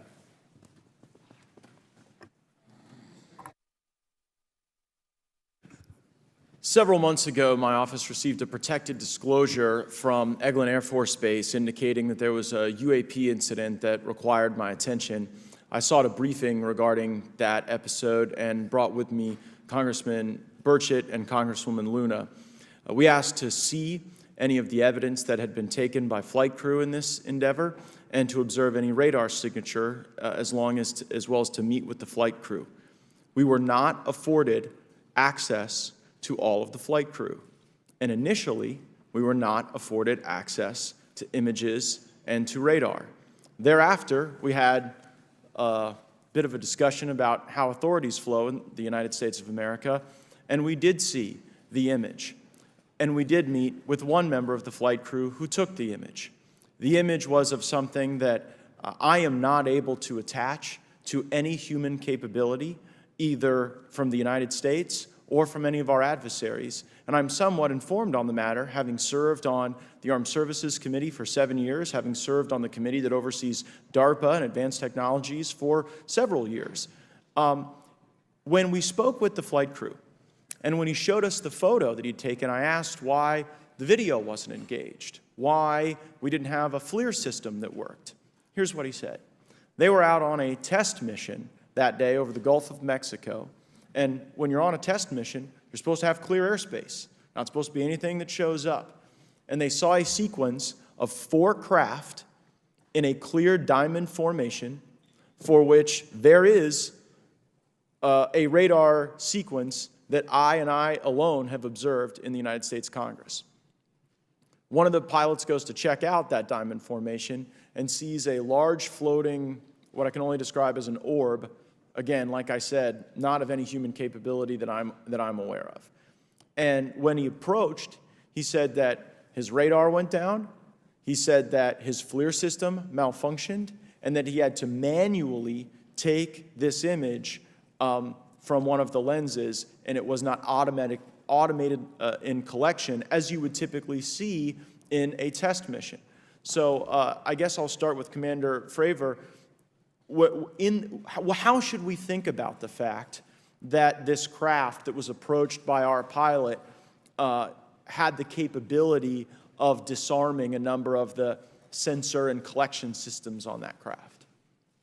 Well, I think this goes to that national security side, and you can go back through history of things showing up at certain areas and disabling our capabilities, which is disheartening. And for us, I mean, like I said, it completely disabled the radar on the aircraft when it tried to do it, and the only way we could see it is passively, which is how he got that image. So I think that's a concern on what are these doing, not only how do they operate, but their capabilities inside to do things like this. And how should we think about 4 craft moving in a very clear formation, equidistant from one another, in a diamond? In all of the phenomenon, perhaps, Mr. Grave, that you've analyzed, have we ever seen multiple craft in a single formation? I have one particular case, and that was during the gimbal incident.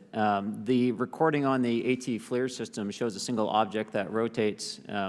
You hear the pilots refer to a fleet of objects that is not visible on the FLIR system, and that was something that I witnessed during the debrief as part of the radar data on the situational awareness page. I would like to add, however, Congressman, there's a small bit of anger, I would say I would feel that those pilots are still facing that difficulty in reporting this topic, and they don't have the tools to be able to mitigate this issue. It just goes to show how serious this is and why this is such an important issue for our pilots and for our nation. It was stated explicitly to me by these test pilots that if you have a UAP experience, the best thing you can do for your career is forget it and not tell anyone. Because any type of reporting, either above the surface or below the surface, does have a perceived consequence to these people, and that is a culture we must change if we want to get to the truth. Mr. Chairman, I would observe that perhaps as we move forward from this hearing, there are some obvious next steps. Every person watching this knows that we need to meet with Mr. Grush in a secure, compartmentalized facility so that we can get fulsome answers that do not put him in jeopardy and that give us the information we need. Second, I would suggest that the radar images that were collected of this formation of craft out of Eglin Air Force Base, and specifically the actual image taken by the actual flight crew that we can actually validate, be provided to the committee, subpoenaed if necessary, so that we're able to track how to get this type of reporting and analysis done in a more fulsome way. That would be my recommendation, humbly, as a guest here of the Fine Oversight Committee. I yield back. Ms. Mays? Thank you, Mr. Chairman, and good morning to our witnesses who are testifying today. I want to thank each of you for being here to discuss a topic of grave importance to our national security. Earlier this year, a Chinese spy balloon was shot down off the coast of my home state of South Carolina. Since the Roswell incident in 1947, many Americans have wondered about the dangers of unknown objects crisscrossing our skies. Whether these are UAPs or weather phenomena, advanced technology from American allied or enemy forces, or something more out of this world.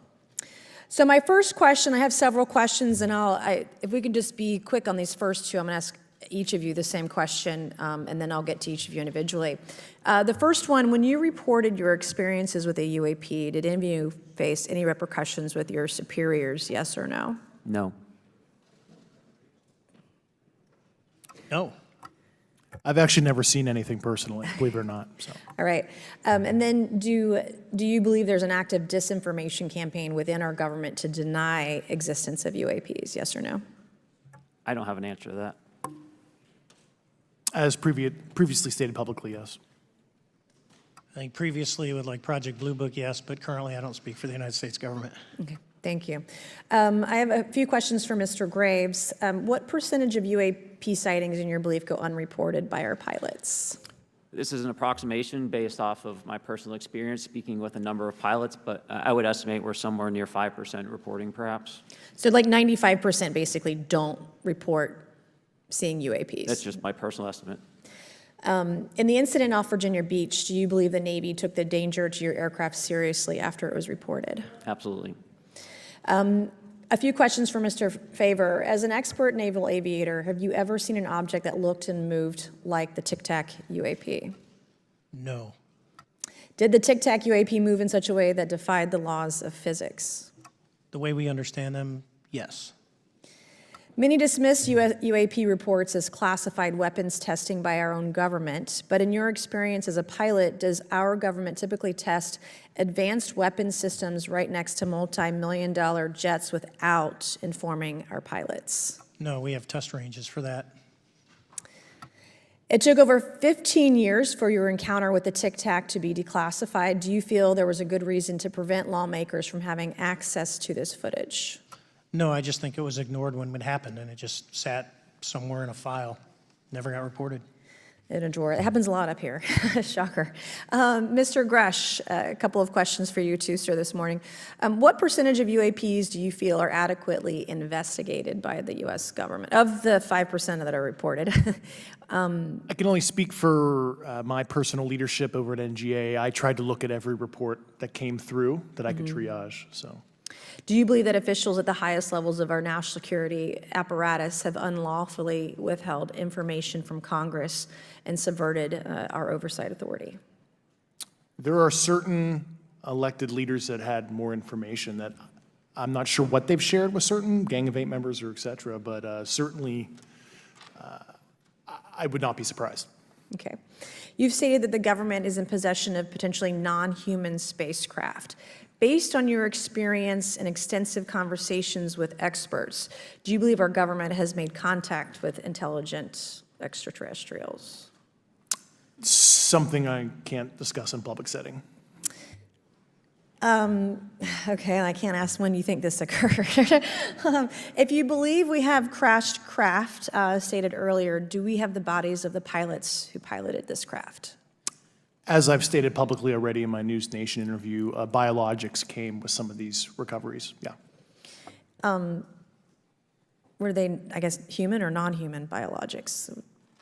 Non-human, and that was the assessment of people with direct knowledge on the program I talked to that are currently still on the program. And was this documentary evidence, this video, photos, eyewitness? Like, how would that be determined? The specific documentation I would have to talk to you in a skiff about. Gotcha. Okay, so, and you may or may not be able to answer my last question, and maybe we get into a skiff at the next hearing that we have, but who in the government, either what agency, sub-agency, what contractors, who should be called into the next hearing about UAPs, either in a public setting or even in a private setting? And you probably can't name names, but what agencies or organizations, contractors, et cetera, do we need to call in to get these questions answered, whether it's about funding, what programs are happening, and what's out there? I can give you a specific cooperative and hostile witness list of specific individuals that were in those. And how soon can we get that list? I'm happy to provide that to you after the hearing. Super, thank you, and I yield back. Okay, now we have Mr. Langworthy. Is he here? Okay. Thank you very much. I'd like to thank all of the witnesses for being here today to discuss this very unique topic. And I'd like to jump right into my questions, if you don't mind. Commander Fravor, can you briefly describe your background? Yeah, I was an enlisted Marine, Naval Academy graduate, Navy, flew for 18 years, got a master's from University of Houston, and I've worked in the private sector for the last, 16 years, 17 years. I do a lot of defense work. So. Really gold-plated credentials. Commander Fravor, we have all seen the floating Tic Tac video that you engaged with on November 14th, 2004. Can you briefly talk about why you were off the coast of San Diego that day? Yeah, we were at a workup with all the battle groups, so we integrate the ships with the carrier, the air wing with the carrier, and we start working. So we were doing an air-to-air defense to hone not only our skills, but those of the USS Princeton when they had been tracking them for 2 weeks. The problem was that there was never manned aircraft airborne when they were tracking them, and this was the first day, and unfortunately, we were the ones airborne and went and saw it. Do you remember the weather that day? Was it cloudy or windy or anything out of the ordinary on the Pacific coast? It was actually, if you're familiar with San Diego, it was a perfect day, light winds, no white caps, clear skies, not a cloud. It was, for flying, it was the best. Now, is it true that you saw, in your words, a 40-foot flying Tic Tac shaped object? That's correct. Or for some people that can't know what a Tic Tac is, it's a giant flying propane tank. Fair enough. Did this object come up on radar or interfere with your radar or the USS Princeton? The Princeton tracked it, the Nimitz tracked it, the E-2 tracked it. We never saw it on our radars. Our fire control radars never picked it up. The other airplane that took the video did get it on a radar. As soon as it tried to lock it, it jammed the radar, spit the lock, and he rapidly switched over to the targeting pod, which you can do in the F-18. From what you saw that day and what you've seen on video, did you see any source of propulsion from the flying object, including on any potential thermal scans from your aircraft? No, there's none. There's no IR plume coming out. And Chad, who took the video, went through all the EO, which is black and white TV, and the IR modes, and there's no visible signs of propulsion. It's just sitting in space at 20,000 feet. In your career, have you ever seen a propulsion system that creates no thermal exhaust? No. Can you describe how the aircraft maneuvered? Abruptly, very determinate. It knew exactly what it was doing. It was aware of our presence, and it had acceleration rates. I mean, it went from 0 to matching our speed in no time at all. Now, if the fastest plane on Earth was trying to do these maneuvers that you saw, would it be capable of doing that? No, not even close. And just to confirm, this object had no wings, correct? No wings. Now, was the aircraft that you were flying, was it armed? No, never felt threatened at all. If the aircraft was armed, do you believe that your aircraft or any aircraft in possession of the United States could have shot the Tic Tac down? I'd say no, just on the performance, it would just left in a split second. It looks like that we have a problem here that needs further investigation. Yes. In your belief, is this flying Tic Tac, I mean, is it capable of being the product of any other nation on the earth? No, like I said earlier, I think it defies current material science and the ability to develop that much propulsion. And I know there's been some physicists have done calculations, which is beyond anything that we have. Well, either the United States has an adversary here in this world that we don't know, or we really have some serious investigations to do. I really appreciate you being here. Is there anything else about the November 14th, 2004 incident that you think is important for this committee to know that you haven't been asked here today? No, it's been said it's probably the most credible UFO sighting in history based on all the sensors that were tracking it, and then for us to get visual and to go against the naysayers that it's something on the screen or whatever. I mean, there's 4 sets of human eyeballs. We're all very credible. Of the 6 of us that were involved in the thing, including the video, every one of us is going to do 20+ years in the military in very responsible positions. So I'd say the world needs to know that it's not a joke. Well, thank you very much for your testimony here today for all of you, and I yield back, Mr. Chairman. Mr. Ogles? Thank you, Mr. Chairman, and thank you all for being here and the courage it took to come forward and again, the sacrifice that each of you have made. I serve on the National Security Subcommittee for the Financial Services Committee, so I really want to stay in the national security lane, if I may. So when we think about traditional adversaries and both us towards them and them towards us, we probe their capabilities. We look for weaknesses, and we collect that data, that reconnaissance for in the event we need it in the future. For each of you, yes or no question, based off of your own experience or the data that you've been privy to, is there any indication that these UAPs could be essentially collecting reconnaissance information? Mr. Graves? Yes. Mr. Grush? Fair assessment, yeah. Mr. Fravor? Very possible. Again, in the national security vein, is it possible that these UAPs would be probing our capabilities? Yes or no, Mr. Graves? Yes. Grush? Yes. Fravor? Definitely. Is it possible that these UAPs are testing for vulnerabilities in our current systems? Yes. Yes. Possible. Do you feel, based off of your experience and the information that you've been privy to, that these UAPs provide an existential threat to the national security of the United States? Mr. Graves? Potentially. Yes, sir, potentially. Same answer, potentially. Yeah, I'd say definitely, potentially. Mr. Graves and Fravor, in the event that your encounters had become hostile, would you have had the capability to defend yourself, your crew, your aircraft? Absolutely not. Sir? No. Is, based off of the information that you've been privy to, is there any indication that these UAPs are interested in our nuclear technology and capabilities? Yes. By external observation, sure, that could be a fair assessment, yeah. Yes. Is there any indication that the Department of Energy is involved in UAP data collection and housing? I don't have an answer. I can't confirm or deny that in a public setting. And could you do it in a secure setting? Yes. Mr. Fravor? No, I don't know. Mr. Chairman, I think I'm the last member to go, but there clearly is a threat to the national security of the United States of America. As members of Congress, we have a responsibility to maintain oversight and be aware of these activities so that, if appropriate, we take action. I would encourage the chairman to demand that we have any and all, but in particular Mr. Grush, talk to us in a skiff. And if that access is denied, I will personally volunteer to initiate the Holman Rule against any personnel or any program or any agency that denies access to Congress.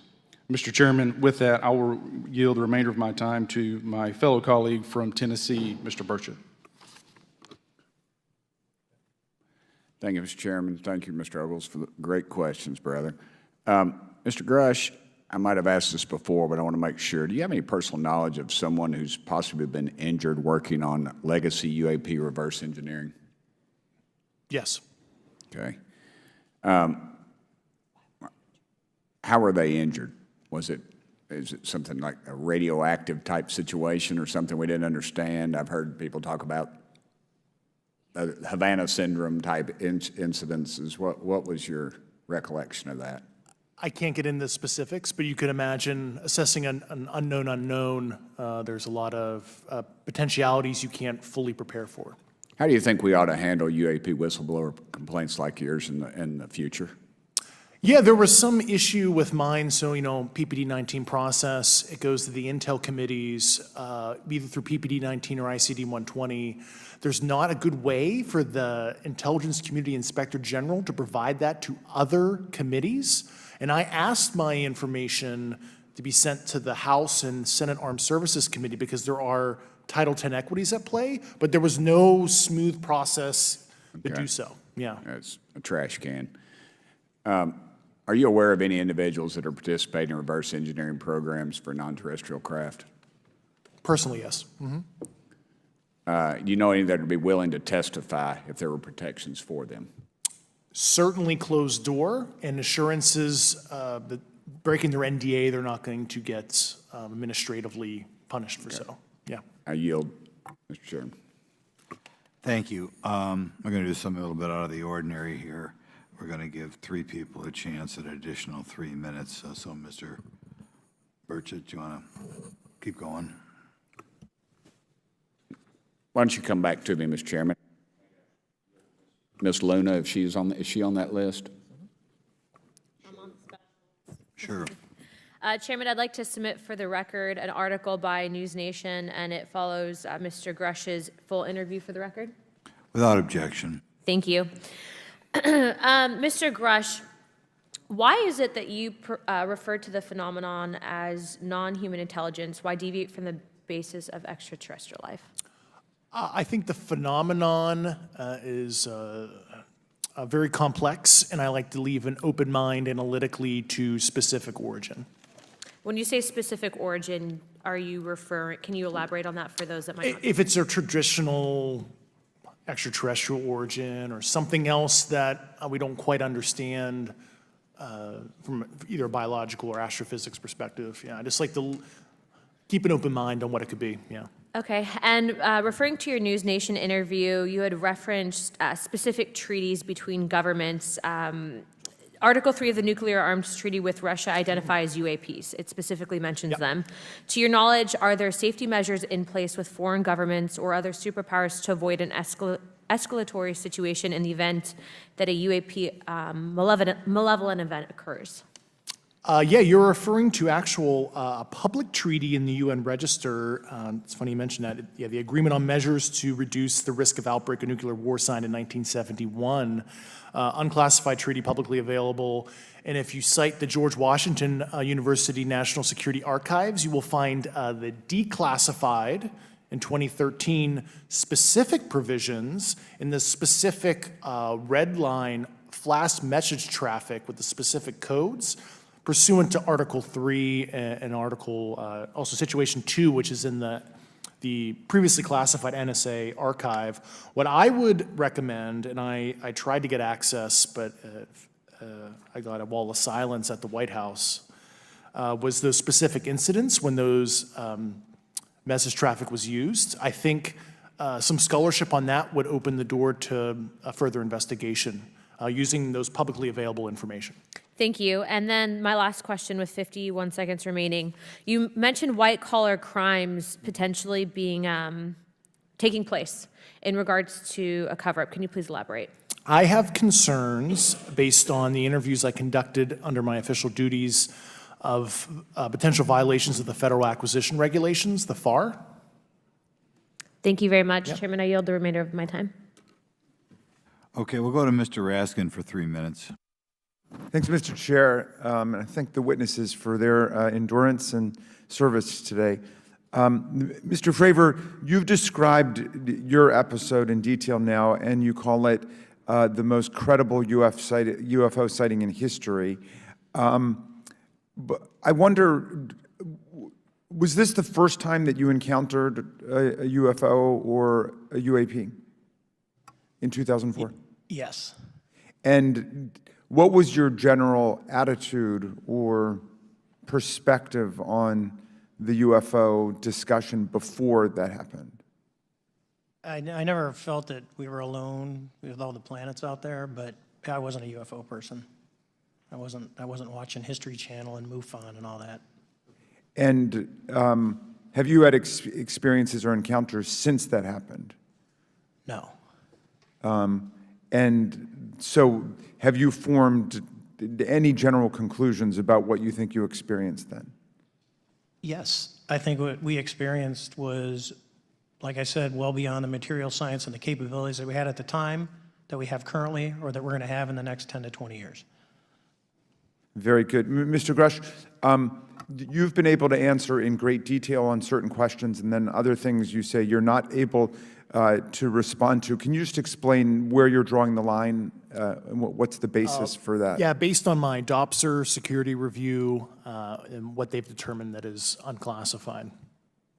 I see. So you're answering any questions that just call upon your knowledge of unclassified questions, but anything that relates to classified matters you're not commenting on in this context? In an open session, but happy to participate in a closed session at the right level, yeah. Okay. And Mr. Graves, you've said that there are dozens of fellow pilots, military pilots. Are there also commercial pilots who've encountered the same kind of sightings that you described before? They are similar. Commercial pilots have less range and less sensors to be able to reach out and look for objects over wide swaths of airspace. And so pilots are seeing them, commercial pilots are seeing them, and they're typically closer, and the range of what they're seeing is pretty large. What is the most vivid, concrete sighting with the naked eye of the objects that you described before, the cube-like objects? Certainly. I think the most vivid sighting of that would have been near midair that we had at the entrance to our working area. One of these objects was completely stationary at the exact entrance to our working areas, not only geographically, but also at altitude. So it was right where all the jets are going, essentially, on the eastern seaboard. The two aircraft flew within about 50 feet of the object, and that was a very close visual sighting. And you were in one of the aircraft? I was not. I was there when the pilot landed. He canceled the mission after, and I was there. He was in the ready room with all his gear on, with his mouth open, and I asked him what the problem was, and he said he almost hit one of those darn things. He said he was 50 feet away from it? Yes, sir. And his description of the object was consistent with the description you gave us before? A dark gray or a black cube inside of a clear sphere. Inside of a clear sphere? Yes. And with no self-evident propulsion system? No wings, no IR energy coming off of the vehicle, nothing tethering it to the ground. And that was primarily what we were experiencing out there. I'm over time. Thank you very much for your service, and I yield back to Mr. Chairman. Very good. Mr. Burchett? Thank you, Mr. Chairman. This is for all three of y'all, starting with Mr. Graves. Why did you come forward on this issue? I came forward because I felt that my colleagues did not have a way to mitigate this safety threat, and I wanted to help them. I was trained as an aviation safety officer by the Navy, and this it just felt right. I felt like I had to help the folks that were still flying and dealing with this. Mr. Grush? Purely a sense of duty. I first swore an oath when I was a cadet 18 years ago, and I still uphold that even out of the uniform. Commander? I was pestered by a friend, and I asked why, and he said, "You're the one person that they can't discredit, and you'll add credibility to the New York Times article." And so after about 6 times, I said, "Okay." Honest. Yeah. This town isn't made, unfortunately, by people like y'all. We thank y'all. And I do want to also thank the people in the audience and the people that are watching this that can't be, people all over the world that have kept this issue alive. You've endured criticism and derogatory remarks, and we're trying to get to the bottom of it. And so God bless y'all. Thank y'all so much. We really appreciate you guys and gals.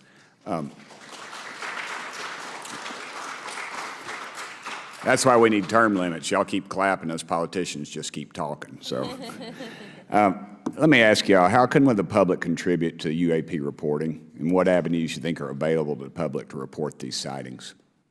Well, right now, I don't think there is a lot of public options for every man to be able to report on this. I think even for professionals that have sensor data that are seeing these on a regular basis, they're still hesitant to come forward. And so for the general public, I think encouraging the conversations that we're having today, looking for technology solutions that can be distributed so that objective data can be gathered is the first place to go. Mr. Grush? I'll just touch on the whistleblower side of it. I do encourage, current and former military, intelligence community, and industry contractors to come forward in a legal way, either through the IC or DoD or whatever the cognizant IGs are, to lead, join me in this discussion. Commander, and I guess I should say this for the record. My daddy was United States Marine Corps, 1st Marine Division, so. Hoorah. Yes, sir. He was old school, him and Chesty Puller on Peleliu, so thank you, wow. brother. Wow. Yes, sir. I'm not anything like my daddy. He was incredible. I'm very mediocre, to say the least, but go ahead. You seem to be doing fine. Yeah. For me, I was an accident investigator, so the biggest thing that you learn, and I think that witnesses need to do is, one, don't try and make the fish bigger than it was.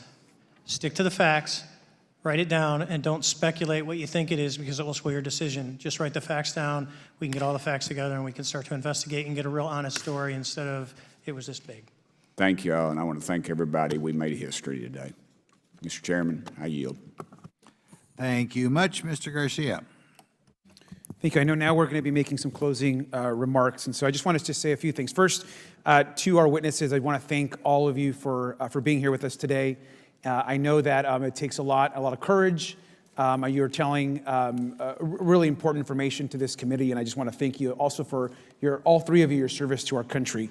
I also want to just note that today's hearing was both important but also serious, and I want to thank our subcommittee chairman, Mr. Grothman, I think for running a very fair and substantive hearing.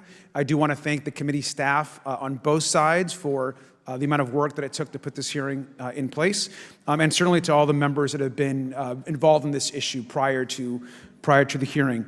I also want to note for our witnesses and for the public that I'm a freshman member of Congress, and I've only been here for 7 months, but this is by far the most bipartisan conversation and discussion that I have seen happen in the Congress. And I think that a topic of this significance as it relates to our national security, as it relates to information that we're trying to gather for the American public, does bring people together, and I think that's been really great to see.